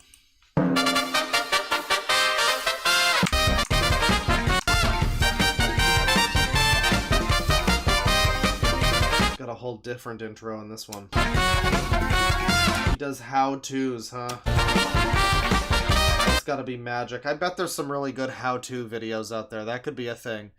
Just look up how-to and find like some guide. How to turn your Phillips head, and he just keeps dropping the screwdriver or something, you know. Is that even... Oh, challenges? It's a fucking challenge to read the text. This kid looks like Pruane 2 forever.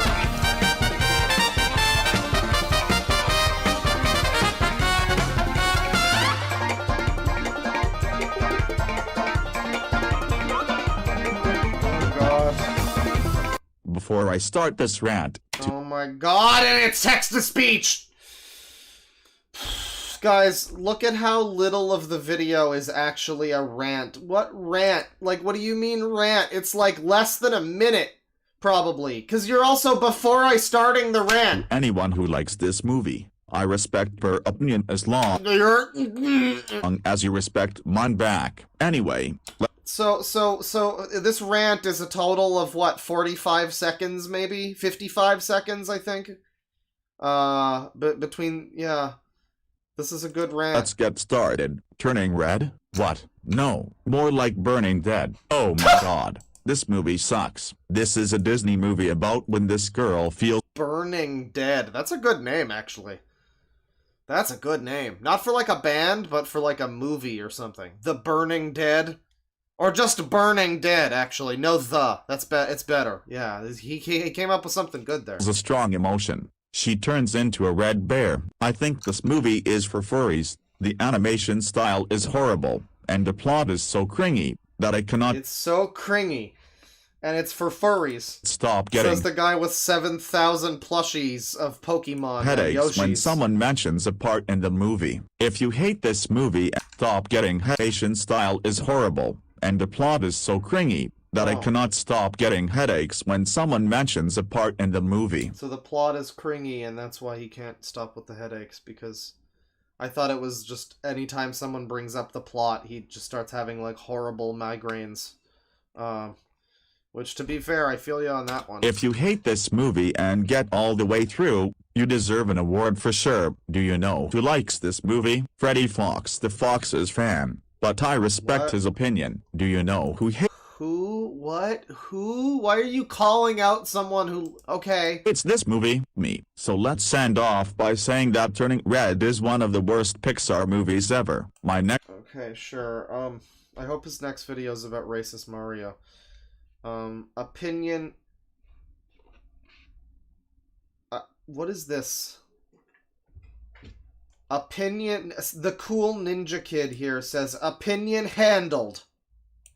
Like. Does that mean he liked the video? He handled the video? He handled the opinion within the video by liking the video. What does that mean? Who are you? Who are you, cool ninja kid? Oh, you also have hundreds of subscribers. That's cool. But this is all... No, never mind. I was gonna say it's all fucking... Go Animate or whatever, but it's not. It's also plushie videos. Is he a kid, though? Got him. Oh my god. We got the hill. We got the hill. We did it, gamers. We got the hill. I literally can't see my mini-map because of my... Admittedly, cool Switch. That's a cool theme for the Switch. I don't know what the purple and orange Switch. That's I wish I had one of those. Halloween Switch, but maybe move it away from your fucking... I mean, also don't play Halo Infinite, but, you know... Start with that. Nice! Yes, he was the opinion handler, and this user is the opinion respecter. I don't think they all know each other, but it would be a really interesting undertaking to see, like, to actually make, like, a, I don't know, I don't know what kind of chart it would be. Not a flow chart, I guess. Maybe a flow chart, but make one of those diagrams that's, like, it connects everybody. Like the AIDS furry convention diagram, that one. Make one that ties up all of the people like this, because I know a lot of them do know each other. Like, the other day I was informed about I think it's a new Train Boy. You guys remember how there was like 3 or 4 Train Boys? I think it's a completely new Train Boy. So, you know, Train Boys are involved, but, Die. What was that? They all seem to, I mean, I don't know if they all know each other, but they all know, like, Super Mario Logan is the top of the flowchart, right? Like, he's the one from which this all stems. And then the second layers, the second tier would be, like, you know, the Super Mario Richies and Super Mario Dennises and Super Mario Bruno and Super Luigi fucking, you know, Mikhail or whatever. The sub channels that are also plushy people that are like, you know, around 1 million subs or less. You know, those kinds of people. And then from there you get like your Dogs Eating Dogs 6s and your, you know, people like that, you know? We're not watching more of this. But I clicked on it because it's got plushies in the thing. It says Ninja Kid Plush Gaming. There was no plush involved. There was no plush involved. My reaction that oh shiitake mushrooms ended. And it's Jeffy, everyone. You guys see the Jeffy there? What you about to do? Cool, good beam. She got that light skin stare. Oh shit, is that, I'm looking... What is this? Oh, okay, I saw the lyric, every good girl deserves a thug or something, so What it is, ho?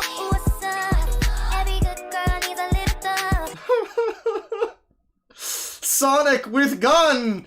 Well, on that note, she got that light skin stare. I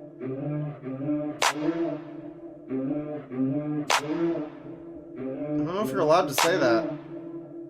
I mean, she also just looks white. Sin City was a mafia. Great, okay, good. Does he love whatever Plotagon character that is? Maybe. Super Smash Plush. Hey guys, it's me, Waluigi. That's fine. That's fine. That's fine. That's this guy. Sure. They all have hundreds of fucking subscribers, too. I mean, they all know each other to some extent. Who was the channel here? It was Epic Gamer, that we were first looking at here. And yeah, if I take a look at, for instance, his most popular videos, rant number 7, Coco Melon. This is most popular. Same intro again with the how-tos and everything. Before I start this rant, to anyone who likes this YouTube channel, I respect your opinion. Oh, for God's sakes, I hate everything this stands for, and it's garbage. But it's fine, everybody's allowed to have opinion. Oh! As long as you respect mine back. Anyway, let's get started. COCO Melon. What? No, more like crappy melon. COCO Melon. I mean, you didn't even listen through to make sure...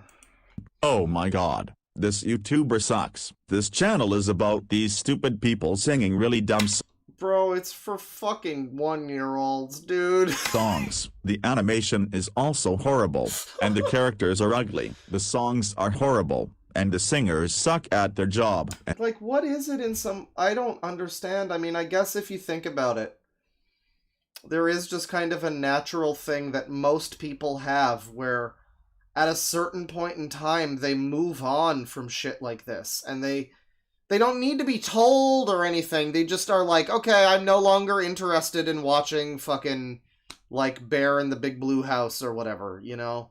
I'm no longer interested in watching Big Little Couch or whatever. Big Comfy Couch. But I guess for some people, they just never have that happen. And they just live their whole lives, and it's not even, as we've seen from the Gordon, or from the Ramsay Bolton, the Gordon Ramsay Bolton.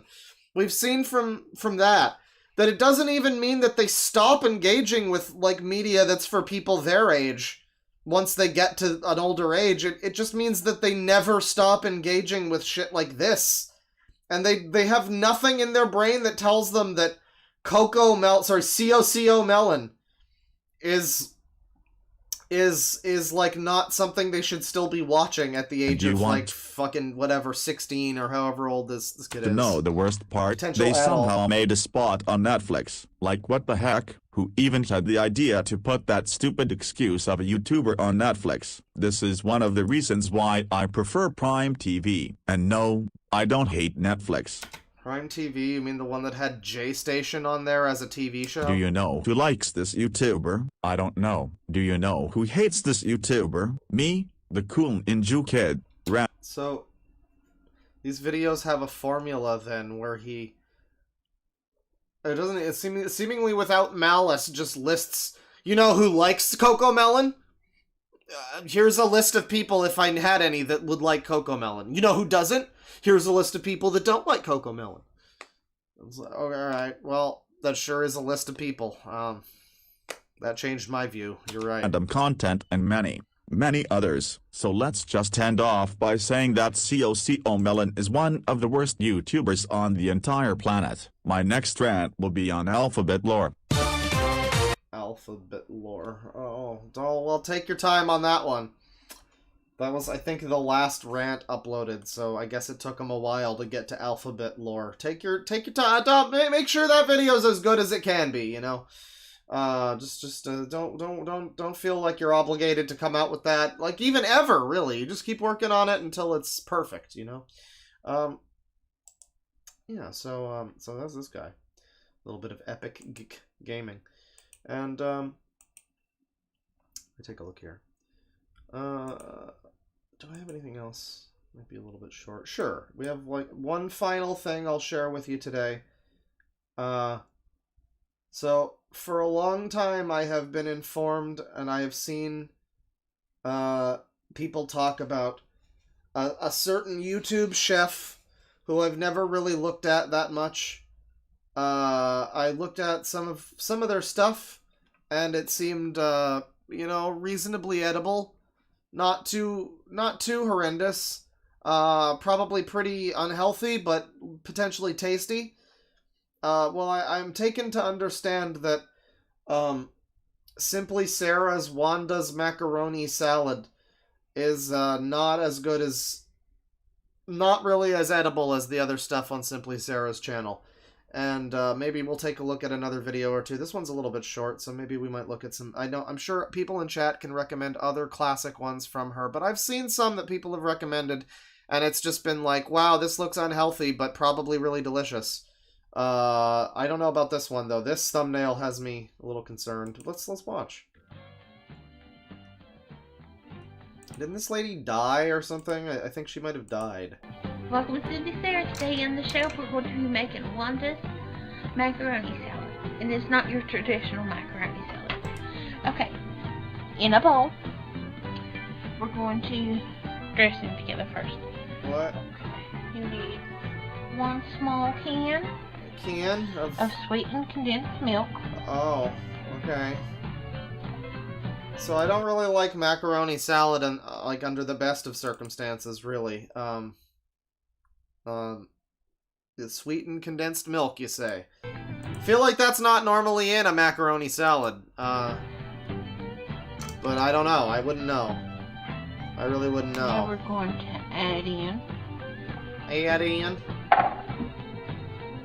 a cup of sugar, just the white sugar. Just dump it all in there. How much sugar was that? How much? Wow, that's a lot. That's a lot of sugar. That's, what is that, like 4 cups of sugar or something at least? That's a whole bunch of sugar. That's basically most of the measuring cup is full. It is like 80% full. Just the white sugar. Or 20% empty. A cup of white vinegar. No, it's not a cake. It's a macaroni salad. That's what it says anyway. We'll have to take their word for it. A cup of vinegar? Wait, but who would have ever given you the idea to make it this way? I don't understand. This is like you want cheese and you don't have cheese, so instead of cheese you decide to make, like, I don't know, you melt some plastic and throw some spices at it until it kind of tastes a little bit like cheese.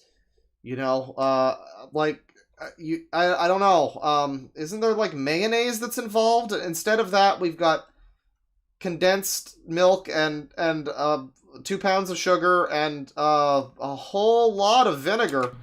A whole lot of vinegar. And a pint of real mayonnaise. That's about 16 ounces. Don't know. Yeah, the V word is bad. I should really shorten it to. You get rid of the VI on that word, and it's a lot better to say that in polite conversation, you know. How much though? Of real mayonnaise. And so it's all this, right? All this vinegar.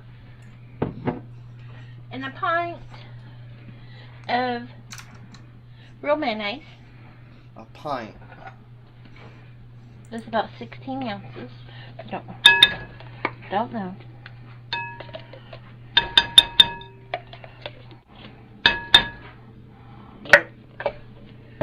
16 ounces of... So there is mayonnaise. So I don't understand, then. Because I figured what she was doing was trying to take, like... Fucking... I figured what she was doing was trying to take, you know... the condensed milk, I guess, and turn that into, like... a mayonnaise substitute or something. Like, oh, I don't have mayonnaise, so I'm gonna throw vinegar and condensed milk together, and maybe that'll do something. I don't know what that's supposed to fucking do then, and all of the sugar, I don't know what... But, like, again, I don't know where you get even the concept of this. It's like making a pizza and just throwing, like, Rice Krispies on it. We're just gonna beat it. Get it incorporated. Get it incorporated. Oh, she seasoned it. Right, that's seasoning. Make sure it's incorporated. Make it incorporated. Okay, now what we're going to do is we're going to actually fold in 1 pound box of elbow macaroni. Okay. It's already been cooked. Cooked. So we have the macaroni. We're putting it into the gravy here. And it's all gonna be good. And drained. How? Okay, even the... I cooked mine. Even the macaroni looks kind of bad, though. And drained. It looks like it's all chunky and stuck together, like it... I cooked mine a little bit fine. al dente, which has a little bite to it. Oh. So I don't like it to be all salty and mushy. So her noodles aren't cooked through. They're... Fold that in. They're gonna be like crunchy noodles in there. That's great. So this is macaroni with vinegar and sugar and condensed sweetened milk. And don't worry about the dressing, you'll soak up the dressing, so. Okay, now we're going to put in our veggies. We've got 1 large green pepper. There's vegetables in this? This is party cheese salad, isn't it? I mean, it doesn't have, like, pimentos or anything wacky, completely wacky like that in terms of, like, vegetable shit. But, I mean, there's no pecans in this either. Seeded and diced. So far. 3 stalks of celery. And 1 large Celery. onion. Everything's chopped. You can chop them real fine or rough, however you want to. Yeah, I mean, at the point when you're making this recipe, you can just do whatever you want with it, basically. It's nothing will save it, so... Everything just gets dumped in.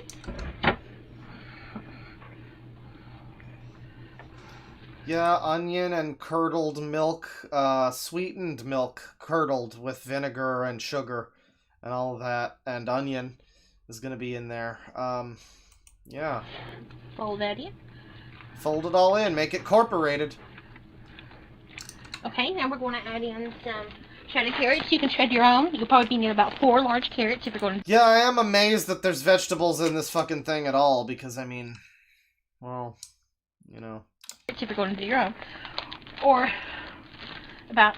Wow, she's adding more carrots, too. More vegetables. I've already shredded carrots. Damn. I guess it is a macaroni salad, but... Yeah, the most surprising thing about this insane recipe is that this woman added fucking vegetables to it.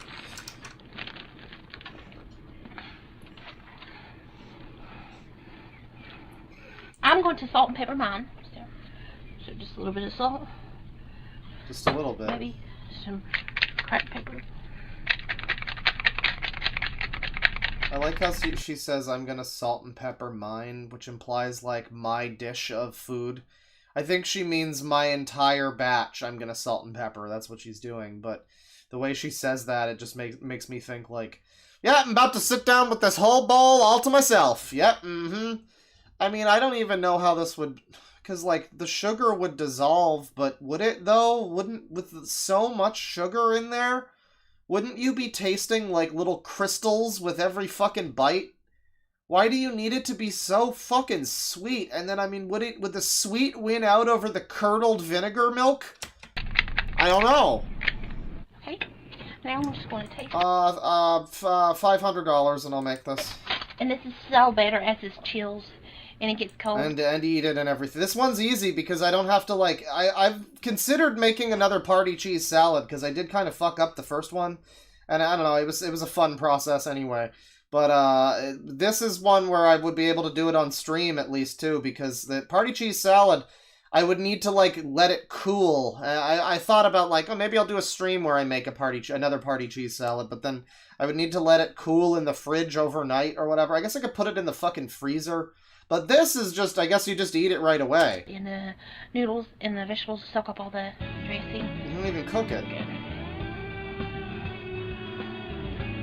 Uh-huh. It's sweet, but then you got that tang. It's sweet with a bit of a tang. There was a bit of a tang there. The vinegar. And you get the crunchy of the vegetables. And also the noodles. Don't forget the noodles are crunchy too. Do you want your noodle? Do you want because she says she doesn't want her macaroni salad to be crunchy. Like she said, she cooked the noodles al dente, which in other words means she didn't cook them al dente. She undercooked them because she didn't want them to be like mushy or something. So the noodles are already kind of not maybe the best option. But does she? I don't know that macaroni salad is really ever supposed to be crunchy. Like, I guess the vegetables in there are supposed to do that for her, but sure. Well, that's the Simply Sarah macaroni salad. We'll do maybe a couple more from her here. What's her most popular stuff? Oh wow, she got rid of most of her shit. Oh, this is Sinfully Sarah. So this is like an alternative channel, I guess. Maybe this is... Okay, well, I was gonna say nothing else on this page. There's only like 7 videos. Nothing else, and they were all from like 14 years ago. Nothing else jumped out at me immediately until I saw this one, which is called, and it might just be a normal thing, but hot water sponge cake looks really great. Yeah, people need to see this. Welcome to Simply Sarah. Today on the show, we're going to be making family... Maybe these are like her deleted videos or something, and it's on Sinfully Sarah. Here, let me recipe that was handed down to me. And it's called hot water sponge cake. What I did is I have 4 eggs, and I separated the whites from the yolks. And here's my yolks. I'm going to put our whites, we'll do them in a minute. You want to make sure your eggs are room temperature. Right. Okay. Room temperature eggs. If you have normal fridge temperature eggs, this whole fucking procedure gets flummoxed. 2 my eggs. I'm gonna turn it on low and then start. Has any recipe ever called for room temperature eggs? That's a new one for me. Room temperature eggs. I've heard make sure this or that is at room temp. Never eggs. Well, I'm just imagining someone leaving eggs out to sit in the fucking sun or something for like an hour. Like, oh shit, these are too fridge temperature. I gotta get them down to room temperature. Damn. Add in. Is that really gonna make a difference? 1.5 cups of sugar. All the time? And we're going to beat... Well, that's nonsense. Our yolks and our sugar. Oh, that's nonsense. That does nothing. Fuck you. Fuck you. That is such a placebo. Eat shit. The person in chat who's like, no, well, what it does is, no, what they told you, that's what they told you it does. That's what they told you. Them. It's not real. Never was. Complete fabrication. Bro, now we're going to add in 1/2 cup of boiling water. And I mean, this is, you really have to boil your water. Or pop it in the microwave for about 5 minutes. So she's got boiling water in there. And, throw the Pepsi in while you're at it. So I don't know. I guess the hot water is gonna do something with the fucking room temperature eggs, and they're gonna make, like, the hot combined with the room temperature is gonna fuse together like an SMT demon and create, like, a fucking cold thing or something. This is what we call a hot water cake. Now we're going to add in our flour, and you can do it 2 ways. You can do self-rising flour, which I use, or all-purpose, but if you do all-purpose, you're going to need a teaspoon of baking powder, a 4 teaspoons of salt, to help it rise. Your self-rising flour already has that in it, so we don't worry about that step. And this is a 1.5 cups. Can't you just slap a 2 on the end of the fucking flour bag and just call it like flour 2 rising, and then there you go. It'll be fine. What I did is I scraped the sides of my pan, and I've got it mixing, and then I'm going to stop and scrape it again to make sure everything's incorporated, and blend it again. You just want to make sure all your flour that gets pushed to the sides gets incorporated. Gotta get it incorporated. If your recipe isn't incorporated, you ain't living. Okay, now we're going to add our flavoring. And then you can use vanilla or any other flavoring you have on hand. Particularly, it was handed down that they used lemon extract. You need a teaspoon of it. Why do we have this like hardcore D&B shit happening now? We're back at MSXFM again.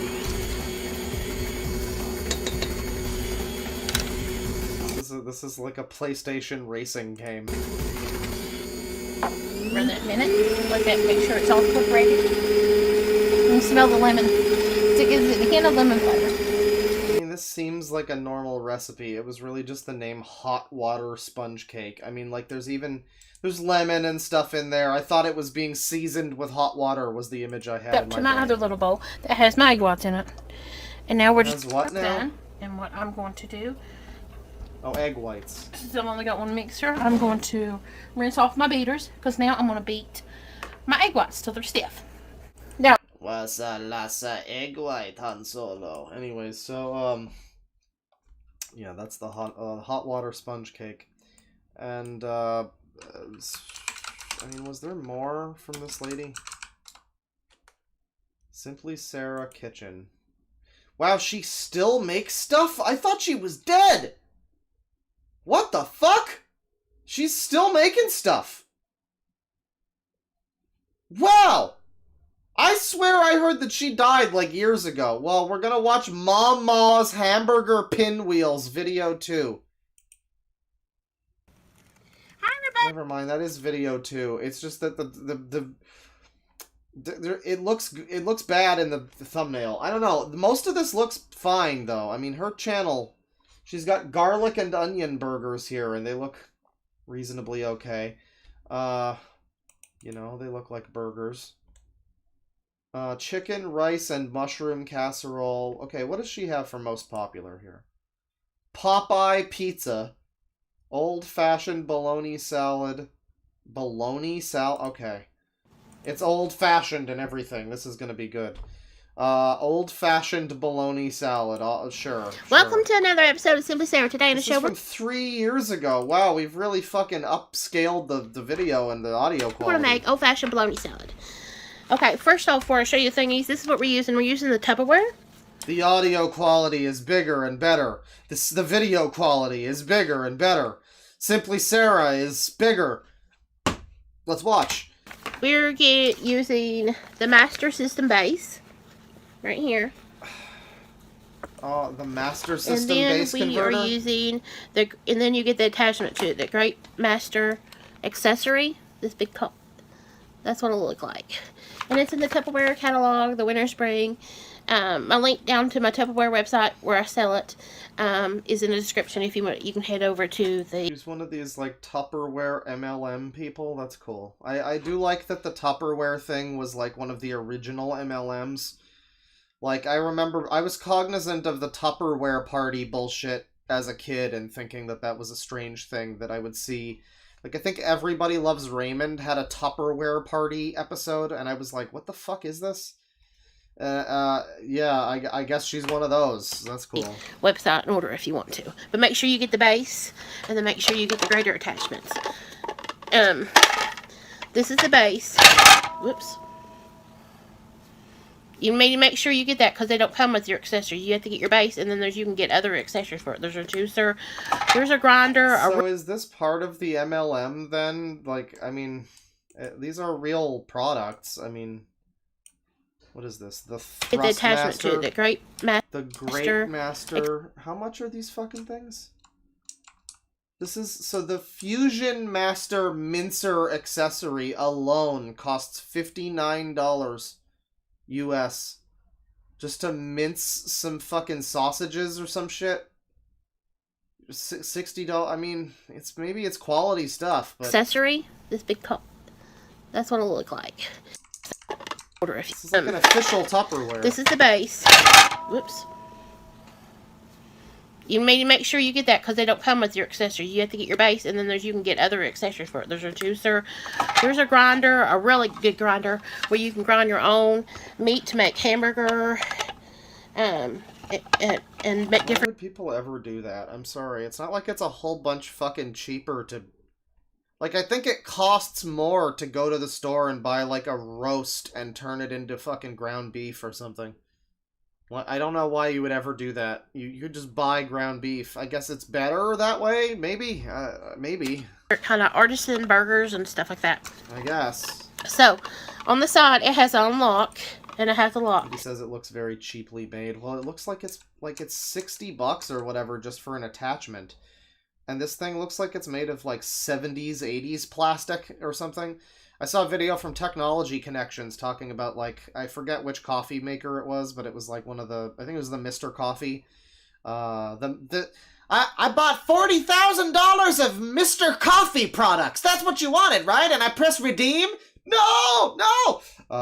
Yeah, it was like a Mr. Coffee machine from the 70s, and it looks similar to this. It's like, it seems like it's kind of hollow and plasticky, and they don't come with your accessories. You have to get your base, and then there's like you can get think other. For a quality thing, it might be made of like stainless steel or something. Maybe this is like ceramic. There's a juicer.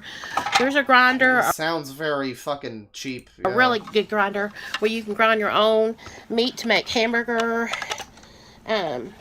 Artisan and make different burgers, kind of artisan burgers and stuff like that. Right. So, on the side, it has an unlock, and it has a lock. Down here is a big silicone base. When you put it on a countertop or table, whatever. Well, she's really explaining the whole concept of this, like, entire product here. I guess she is in an MLM. Using it, we like it. What the fuck is this? I made in here and get this filled. I'm gonna pour it over in a. So. No. Right. There you go. So you can kind of see. What the fuck is this back here? I assume this is her... Oh, it's her bologna. Right. I forgot this is a bologna salad. So she's gonna, I guess, turn the bologna into, like, shredded cheese or something? I'm working with this new tripod, so... Okay, I've got it in the position I need it to be on the table. So now I'm going to lock it into place. It seems so much more infinitely complex than just buying a fucking grater from the dollar store. Like, the Dollarama sells the fucking Betty Crocker grater thing that has like the shitty plastic red handle, and frankly it looks a lot like this. Like, that's what I'm thinking now. Like, this is this whole bizarre jabroni device that like sends your shit through a turbine to grate it. And, like, it has 17 different locking stand base components, and, like, this looks like it's made out of the same shitty components that are in the fucking $4, like, grater that you get at the dollar store. Position I need it but to be just, like, with a bunch more steps. The table. So now I'm going to lock it into place. I need a little bowl, and once I grind my meat in here and get this filled, I'm going to pour it over in a big bowl behind the counter. My big bowl can't go under this lip. You need something that will go under this lip. So, we're making old-fashioned bologna salad. We're having bologna and cheese. Now, you don't have to put your cheese in it. We like it. See, this is where I like turned it back because we're having bologna. I jumped to this part of the video and I forgot again that this was a bologna salad. And I'm like, okay, I see cheese, and then what is this behind it? Like chocolate? What the fuck is this? Oh, right. It's giant lumps of fake meat hodgepodge. Right. Now, you don't have to put your cheese in it. We like it. Bologna. There's different kinds of variations you can do. There's also combination salad out there. That's optional cheese, by the way. That's cheese that you can add in as you feel like, you know, as you feel fit, you know. Ham salad. But we'll go through all of them eventually.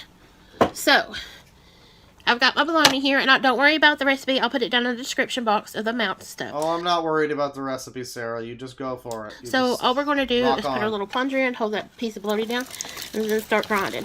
Do you remember... Jesus fucking Christ. I mean, I guess that's... Yeah, you know, I guess that's probably useful, actually. And it's probably a lot quicker than the manual thing, but there's so many fucking components. God. Do you remember I don't think this is the right cone.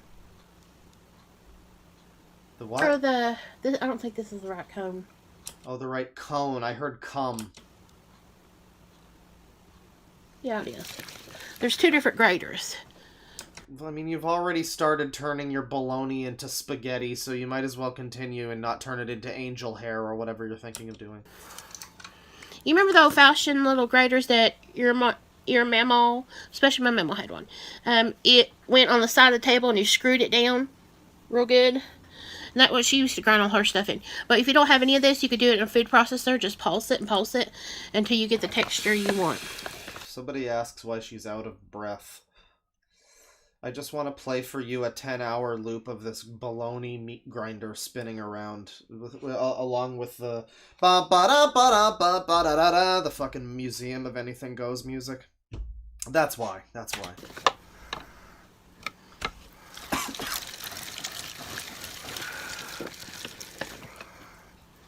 She used to use it for grinding Jeez, you think you got enough yet? turkey after the holidays to make turkey salad. We did chicken salad, hen salad, bologna salad, combination salad. Like, bologna as a concept, even. Just using bologna, it's like... I mean, it's like eating gruel. I don't know, don't we have better things now? Like, I think people ate bologna when there, like, weren't better options, or... I don't know, didn't bologna come out in the era of, like, gelatin salads and shit? So, like, people just had terrible taste back then. It's fine. We can go back to just eating real food, like chicken or whatever. We don't need the fucking bizarre bologna mystery meat. I don't know why people still eat this. Fried and you can get your bologna. different flavors of bologna. There's garlic bologna out there. There's German bologna that has different kinds of little seasonings in it. You get what you want. And I've even done this with... Yeah, imagine if she tried a salad. That would be a real concept. There's a new... But yeah, bologna can't be that cheap either, and the amount she's fucking shoving in here, like, you think bologna, okay, I'm gonna get some, like, my question is more in reference to, like, okay, you buy some deli meat. You know, you're getting some deli meat for a sandwich, and what do you get? You get one of those little packets, or maybe you go to the deli guy, and you're like, hey, give me, like, a pound of bologna or something, and it'll be sliced.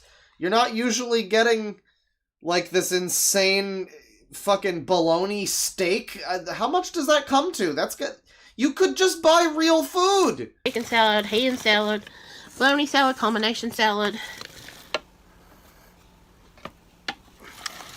And you can get your different flavors of bologna. There's garlic bologna out there. There's German bologna. I mean, this would probably be good for, like, burgers, though. The artisanal burgers that she mentioned. I mean, you know, you can kind of just do that on your own, though. Like, I don't know. I'm looking at this. I'm like, yeah, if you want to make a burger... If you want to make burgers from, like, roast chuck or something, you could throw that in here. You know, something like that, I guess. But, like, anything else, I'm thinking about it and the logistics. I'm like, yeah, I guess this grates your meat really quickly for this purpose. But, I don't know, for the idea of making, like, a burger with it, yeah, it does do what it needs to do, seemingly. But we live in a fucking era where why wouldn't you just buy your own ground beef? Like, who needs to do this? It's like churning your own butter in 2023. Has different kinds of little seasonings in it. You get what you want. And I've even done this with, there's a new brand, Worthington, I think. They have it in my freezer food aisle of the fake bologna that's vegan and vegetarian, and it looks like real bologna. So you can get that. You can get fucking fake bologna. We are like 17 layers deep into this not being food at this point. Wow. If that's what you want for your house. Yeah, if that's what you want in your life, get some fucking synthetic test tube. It's not even... What is that even emulating at that point? Well, I like the idea of fake vegan bologna or whatever. That's real. That's some real bologna right there. Some vegan bologna where it's like it's not... Like, bologna is based on, like, a bunch of fucking bullshit. So what is it? It's just like a vague meaty flavor. It's gonna be as bologna as it is any other fucking fake meat. So we're just gonna grind all this up, and then we're also gonna grind our cheese. I'm gonna grind my pickles and everything. Now, if you want to put a little bit of onion in here, just do a little because it really is strong. I mean, once you grind some in here and then you put it in the refrigerator, the flavor is going to tense with onions. So, a lot of people... What? So we're just going to grind all this. And then we're also going to grind our cheese. Right. I'm going to grind my pickles and everything. Now, if you want to put a little bit of onion in here, just do a little because it really is strong. I was confused. I rolled it back because I was thinking she was talking about the fucking grinder again. No.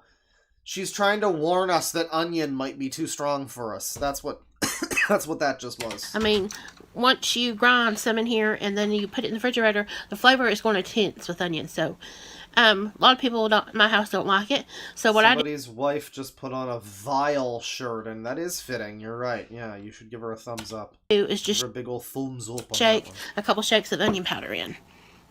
Oh yeah, don't want to add... careful with adding real onion. Add some fucking powdery onion instead. That'll definitely be safer to use. Sure. Or just leave it out. However you want it. Fuck it, I'm having some chips. For some reason, I'm hungry. This is bullshit.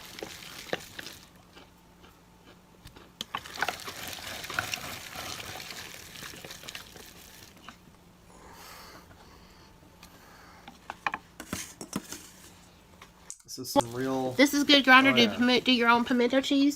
I've got that down on the list to do in the future too. Pimento cheese, uh-huh.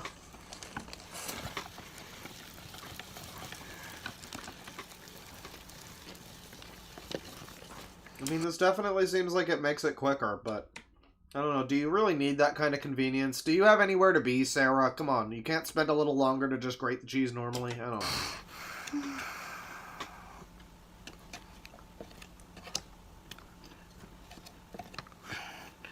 Okay, I make sure I wash my hands real good before I started.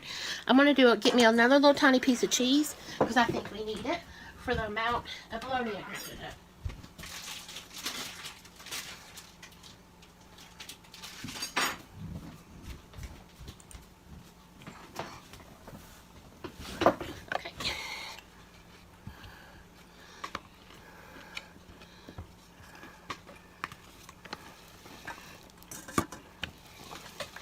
Great Then content, I'm just going to put Sarah. some in here to grind up.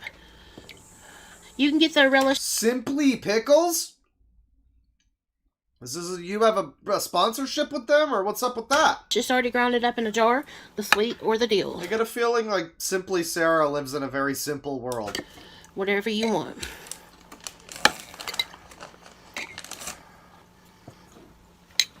It's required if some of the juice comes in too. Do we really need pickles in this, though? Why? It'll give it good flavor. Okay. Oh, okay. Now, Well, let's grind that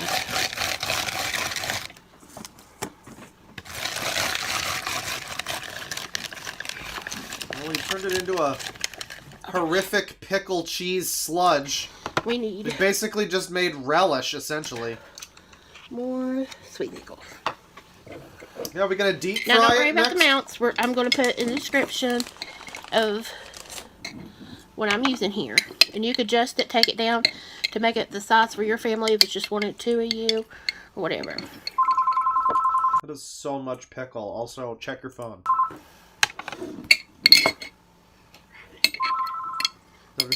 There is a lot of pickle in this fucking thing. Jesus And then let's Christ. see. I'm just going to get my spoon in here to kind of get some of this out. Oh, you need to get the rest of the pickle out. Right, right. Whoops.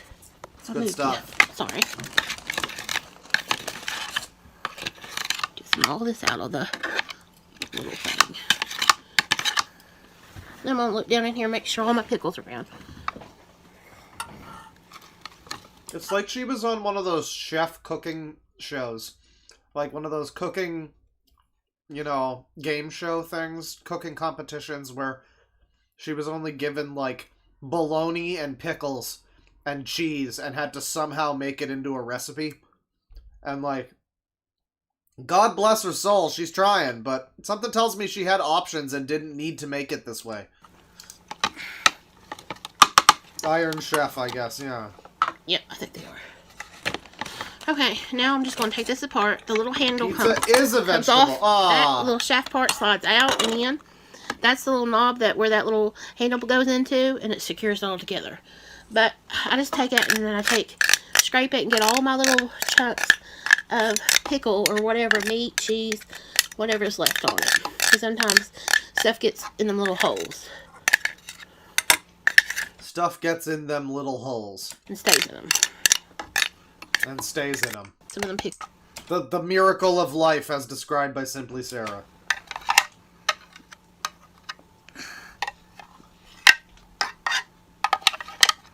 Okay, put that on the plate. Oh, we left a pickle out. I gotta eat it. Beautiful stuff. So this is your salad. Remember, you don't then? have to put cheese in it. Oh, Some we people don't grind have to, up but here's more. boiled eggs in theirs. Some put a little bit of mustard with their mayo. This is how you want to do your... I mean, it's interesting. It's one of those... I love the recipes like this where... Like, the whole concept of this fucking recipe is not like a recipe. It's like she's trying to make a new thing. It's called Old Fashioned though, so I would assume she's made this before, but like this is not a fucking thing people eat. It's like she's making potato salad / egg salad out of fucking bologna and pickles. It's like aliens making food. I don't know. That's great. Bologna salad. I'm going to sprinkle a little onion powder. Not very much. I say that was a half a teaspoon. Like I said, I'm going to put the amounts in the description. Okay, we're going to put some mayo. You could do the sweet dressing, like the salad dressing, like Miracle Whip if you want to. We like the mayo that don't have... Yeah, you wouldn't want to over-sweeten your food. So whatever flavor you want. I'm going to start with a cup, and then we'll adjust from there. You know, this has got the sort of vinegary pickle taste, and, you know, it's got the bologna in there and everything. Yeah, it would really clash with the... It would really clash with the sweetness of the Miracle Whip. That's a good idea. Don't add that. Got my mayo in. Let me switch to one of them big... Yeah, just a glob or two. Just a little glob or two. You know, nothing too crazy. Okay, and then we're just going to mix it all together. Just mix it all up. You want it to have a little moisture to it. That's your mayo that binds it all together and everything. You don't. It's also the pickle juice and cheese. So, I want it too dry. I can't stand salad. Probably bologna grease in there too. Any kind of chicken salad or anything that's dry. I got a bunch on the bottom that's... You're gonna start tasting all of the fucking ingredients in the bologna that you're not supposed to taste. Mixed in. Okay, I think that's a lot. I see. I think that's a perfect. So for that big, huge bowl, we only use the cup. Yeah. It's like, I mean, again, it's like tuna salad, chicken salad, something like that. But with fucking cheddar cheese and, like pickles. Like, at a distance, you could maybe fool someone and be like, this is tuna salad, and there's, some corn in there, and there's some, the green part, that's celery or green onions, obviously, the things that you would add to a meal like this, not pickles. Although, you know, dill works really well in like tuna or something, so maybe pickles wouldn't be too bad in that. In this, though, I think they might be. Yeah, get a little closer and you start to see the horrid truth of what's become. You only use the cup. Now I know somebody that makes this, and she does half mayo and half plain Greek yogurt, because she don't like a lot of the mayo.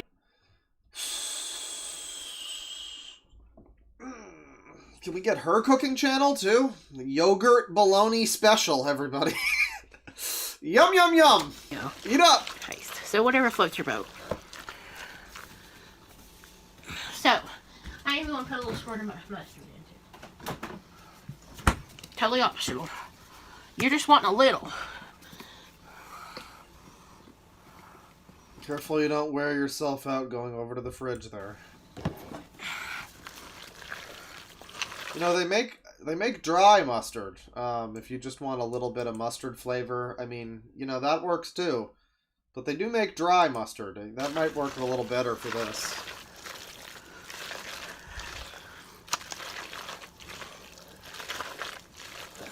Look at all that. Ain't it good? That is what good pussy sounds like. Yeah.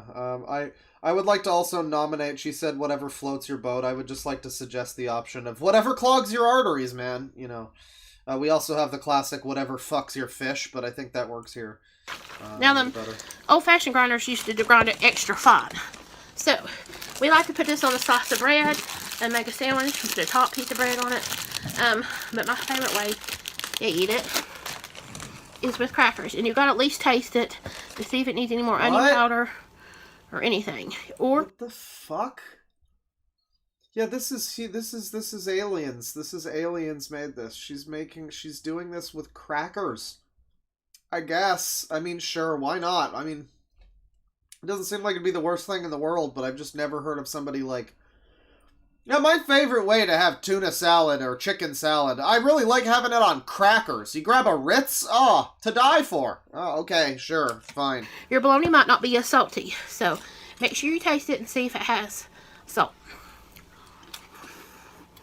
Yeah, it's a dip, I guess. I think it's perfect. You don't need anything else. No It's salt perfect, everyone. or anything. Doesn't need anything So there else. you That's have it, perfect. old-fashioned bologna salad my way. See you at the next video. Simply Sarah. Bye. Guys, it's old-fashioned bologna salad. Maui. You know, we haven't had a Maui from Kay in a long time. But we watch a little bit of Simply Sarah. Simply Salad over here. And we right out the gate, we're getting a Maui. Well, that was a great recipe. Somehow I'm still eating chips. I don't know how I still have an appetite, but, that will do it. I'm going to wind down the stream now. As I said, a bit of a short one today. Early and short. Later I'm doing a podcast. And my back is, well, probably doing a little better after sitting in my chair for a while with my fucking heating pad thing. But, you know, still, I'm feeling great, you know. What I need in my life is some Simply Sarah cooking. I need her macaroni salad and the bologna salad. If we could just mix the macaroni and the bologna salad together, then I think that would really help. I think that would really be a good. That would really incorporate well. They would incorporate nicely. Apparently, I've just been listening to what the fuck. Apparently, I've been listening to some mysterious music on Spotify for a while. Like, I faded it out, but I forgot to actually pause it. What's been on my queue? What did I get through here? Okay, Dark Water, The Play, Part 1. Oh. Yeah, okay, there's some good stuff on here. The stream has been quietly, secretly scored along the whole time we've been watching. We've been having like Arian Lucasen and Blind Guardian playing in the background. We haven't been able to hear any of it, but it's been happening, so that's cool. That's very much in the spirit of me. Let me here you go. Just continue it, I guess. Sure, we got Andromeda now. Let me see here. $5 from Princess Ashley. Getting trashy on a Sunday. My favorite kind of church service. That's right. We did not watch the one from a beer. We watched a bunch of videos from a beer Kandkar, the new hit sensation. But one of the ones, he's very humble in a lot of them, but one of the ones that he did, I remember from the Pinely video, was something where he's like, "I am your god, you worship me," or something. It was like, I think the line was, "You are great, something like, it is good that for you that I exist," or something like that. "You are grateful that I exist," something like that. So all of a sudden getting into like parasocial shit or something. Yeah. A church service with a beer as your Lord and Savior, frankly. $5 from Aurelius. Eat the trash. Absorb the trash. Be one with the trash. Get in bed with the goblins. Have sex with the goblins. Oh, yeah. $5 from Autistic Wolf. Won't be able to catch your streams live for a while with my new job, so here's 5 to thank you for all the trash can emoji. I'll be watching in Unlisted. Unlisted gang! And then there's a muscle emoji, and then another muscle emoji. Oh, it's like a robot arm. Mechanical arm. Oh, that's pretty cool. Because it even looks like the arm emoji. The flexed biceps emoji. And then you do mechanical underscore arm, and it's like the same shape. That's cool. That's cool. I remember the old days when the only way I could be represented by emojis was with the fucking wrench emoji. That was the best I could do. I had a vision yesterday. $5 from Zen. I had a vision yesterday while listening to a lucid dream binaural beat. While half asleep, saw a big fat guy and sat up laughing. Could that be God? I mean, I think anything's possible. You know, you might need to consult with your clown spiritual sages about that one. $5. I just want to point out, Zen, every time you super chat, it tells me, let's celebrate their 3rd super on a live stream. I thought it was like, okay, not every time, because recently it said you're first, and I knew that was wrong, because I remember you super chatted the fucking Black Israelite Weeaboo Foot Jones guy. But yeah, it keeps saying that you're like, it's like your 3rd one, so let's celebrate, I guess. Saint Germain, $5 from MMN fees. You mean to tell me a pivotal character in the Castlevania anime series is named after an album? No, I mean, I think Saint Germain is just a French thing, or like a religion thing, I don't know, but there is a very good, you know, I'll play it, actually. You know, thank you, Andromeda, for all of your bleepy bloopy, technically impressive music, that I don't actually particularly like, but, they are fun to play in Guitar Hero, though, I'll give them that. Yeah, Tourist by, Saint Germain over here. I think it is. It's Rose Rouge, the first one that has the, I want you to get together! From the clown guy. We'll only listen to a little of it, but it's a French jazz house album. $5 from Alex Dumnich. Happy Festivus, Claw Dog. Was wondering if you would consider a Daniel Larson deep dive, or if he's like Cyrax for you. I've been planning a deep dive into Daniel Larson for a while. I feel like he has definitely been discussed by a lot of people, but when I've looked at him on stream, he's actually entertaining, unlike Cyrax. He actually is immediately, you can watch him and immediately be like, oh, I can see why this guy's funny to people. As opposed to, somebody had a good point the other day with the Sonic Sega Gamer, and they were saying that, like, the Sonic Sega Gamer people are like Cyrax for us, where we got in and we understand all the lore, and so when they're fighting each other for hours on Discord calls, or StreamYard calls, or whatever, and then 2 days later they're all friends again. I guess it is it sounds pretty similar to what people say about Cyrax. But on the other hand, I don't know, I would say that, I don't know though, because I feel like Sonic Sega Gamer, you can pop on any of his fucking videos and they're actually funny. And there's not, and every video that he makes isn't just him fighting with his friends. If, that would be Cyrax. Every video I've ever seen of Cyrax has just been him with like 5 fucking weens on a call. And him being like, I don't know, Marty, and that's the whole thing. That's the whole thing. And I don't know if there's more. Supposedly there's more. I mean, I guess, but you know, it's not as easy to find as Sonic Sega Gamer. But to answer your question, since like June or something, I've wanted to do well, even before then, I wanted to do a Daniel Larson stream. I looked at him for like a video or two on stream once, and it was interesting. It was a good sport to look at. I think he was getting kicked out of his house for being crazy or something, which is you know, that's a shame. But yeah, no, we watched the one where he. Well, I think we did watch that, but we watched the one where he got booted out of a casino because he was like, I don't know, sleeping or jerking off in the bathroom or something. I forget, but he was like screaming and kicking up a storm, and they had to drag him out, and he filmed the whole thing. That was funny.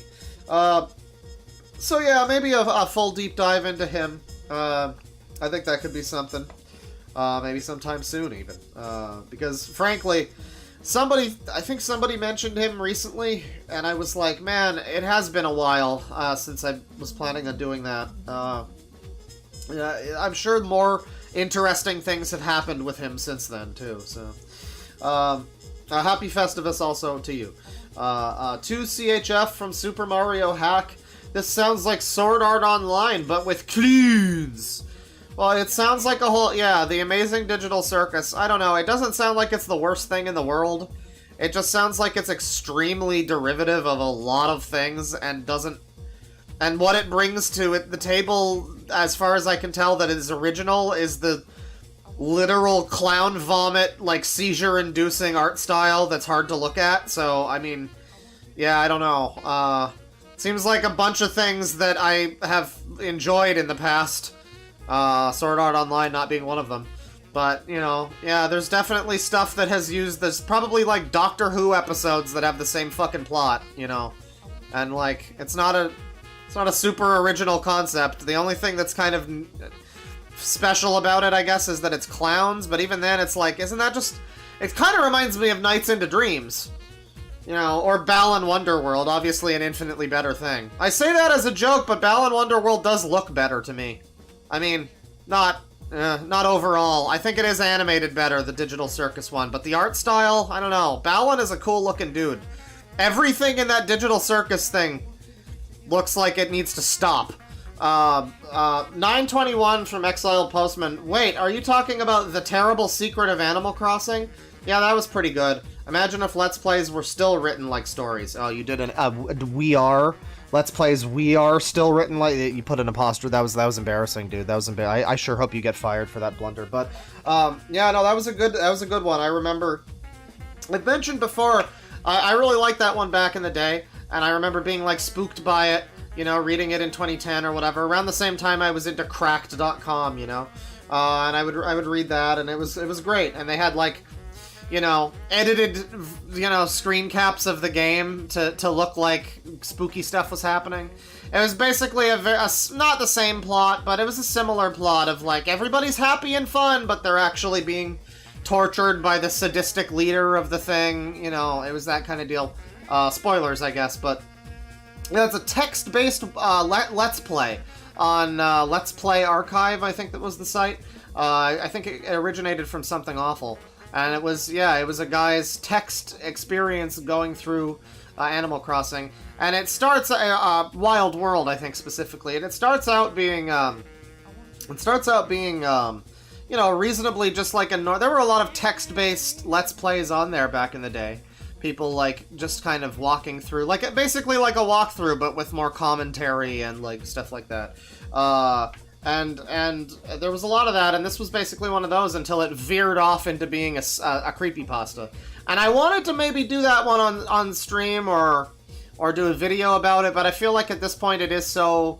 Maybe it's... I don't know, maybe it would be an interesting thing to bring back, because I don't think anybody even remembers that outside of, like, you and me and the three other people. It was a popular one. It was a popular story at the time. I mean, I want to say nobody read it, but I think just maybe a lot of people have forgotten it probably at this point. But it's a little dated probably. It's not spooky anymore, but it might be a good time capsule thing. I think I might do something with it. It's an interesting story, and I would like to... It's an interesting story. I'd like to have people know more about it, you know. $10 from Aurelius. I'll be honest and say I don't get the mass popularity of the Amazing Digital Circus. I mean, outside of because my lore reasons. Not even saying it's not good, but geez. Yeah, I don't know. I mean, there's just a certain quality that a lot of these things have where it's like, oh, this is the thing that all the skibbities are going to be made. All the skibbity Android games are going to be Amazing Digital Circus now for a week, and then another one is going to come out that's going to be also Cancer, and, you know, and there's going to be people in the chat like, well, it's good, actually! It's actually pretty good! But it's just that the fan base is bad! Like, yeah, I'm sure. You know, it's just that it's like every fucking week there's a new skibbity. There's a new fucking Poppy's Playtime, Garten of Jabanian. I don't even remember all of the other stupid ones with the fucking names. But they all show up and they disappear, and like that's the point. I don't remember half of these. People in chat, what are the names of some of these skibbities that have come and gone over like just the last year? Just the last year. It's like, let me see. Creators of the Digital Circus are drill fetishists, a not safe for work artist, and a political spurg. Oh, that's cool. That's cool. Nobody's bringing up any of the past skibbities, and I don't remember any of them myself. I know there was like, yeah, Garten of Ban. There was a few of those where there was the train one, Choo Choo Charles. Yeah. where they crop up for like a week, everybody watches them, all of the kids go fucking apeshit, and then suddenly there's millions of shitty, like, Android Flash games and, like, rip-offs based on them, and it's just the never-ending cycle, and Digital Circus is just the new one. I don't know. I don't have much, I have negative interest. Well, I'll say that. Let me see here. Squid Game, I guess. Yeah, a little bit. Yeah. $5. Well, Squid Game was like a good TV show, from what I understand, but it was just, yeah, that was another one that did, it does fall into that category of just, why did this get so unfathomably popular in like a day?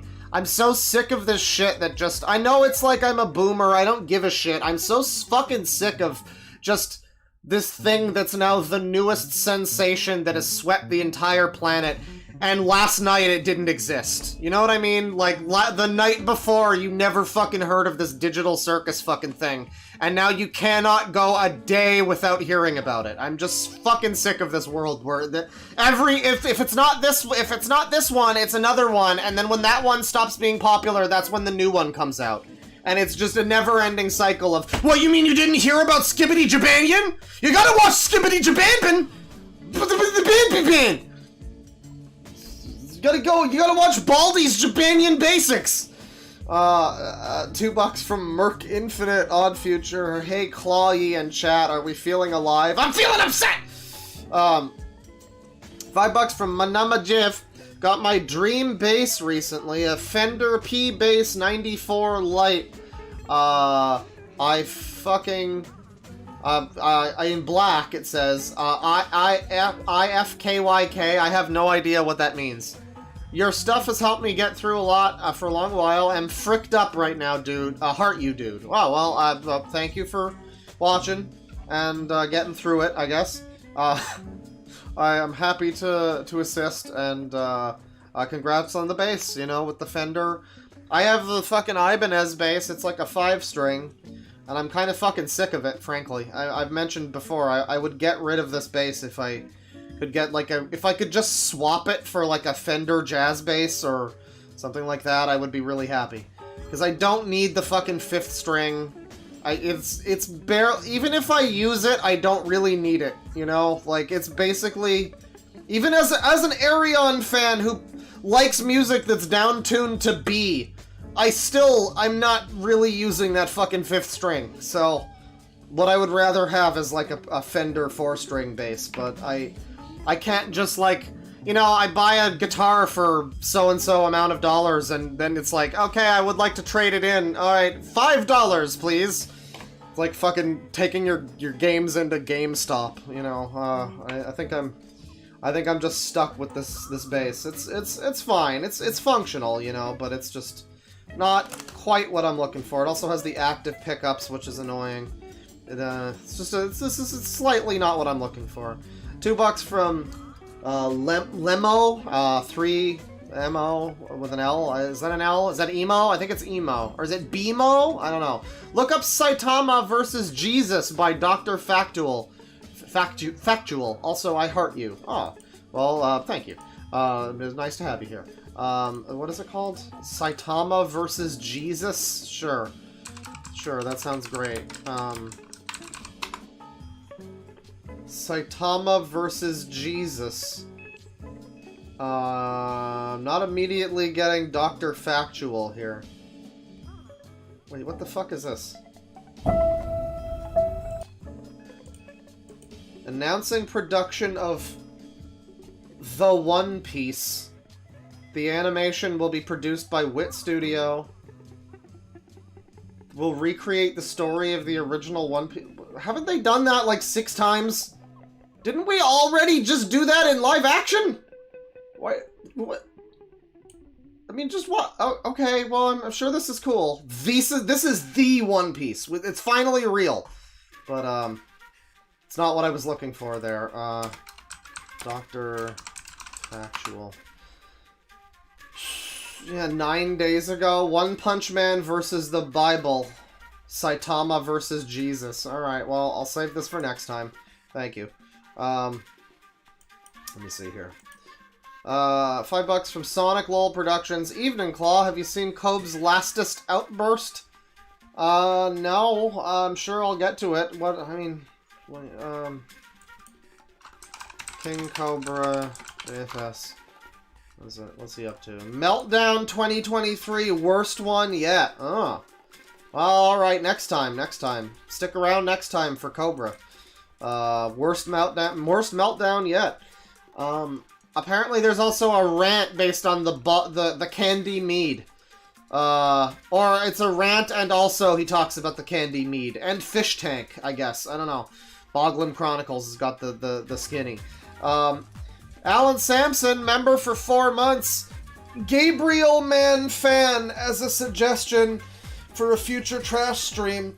Also stop covering yourself in butterfly dust. But time was at an end. There was no time left. It was a good time to do the butterfly dust, man. You do it 6 times, you die. Any more than 7 times? Any more than 5 times and you're addicted. You do it 10 times, you die. You do it 4 times, you're never coming back. And you do it 1 time, it's like sex. It's like nothing you've ever felt before. But you do it 10 times and you die. You do it half of 10 times, you're okay. Let me see here. Gabriel Manfan. Oh yeah.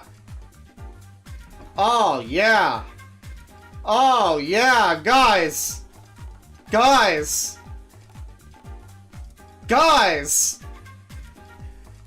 This fucking user.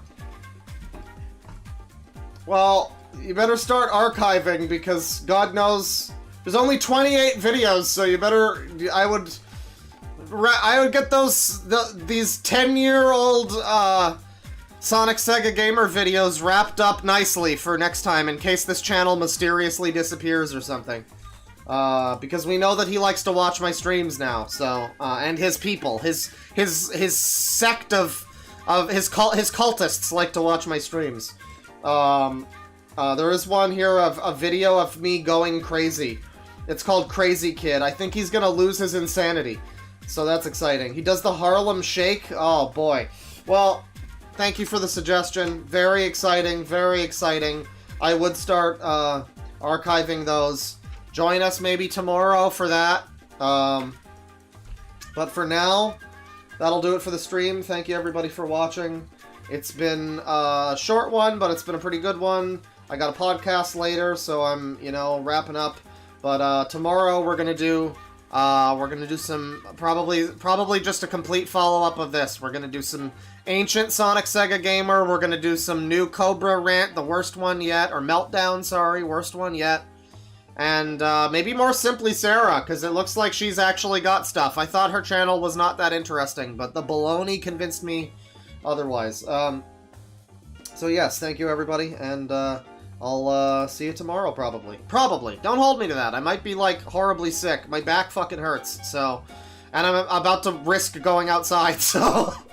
And it's rainy and it might be like snowy or something, so I might slip and fall and kill myself. But if I don't, tomorrow, hey, probably. Either way, I also might just take a day. But next stream is going to be a good one. So see you guys next time, and penis.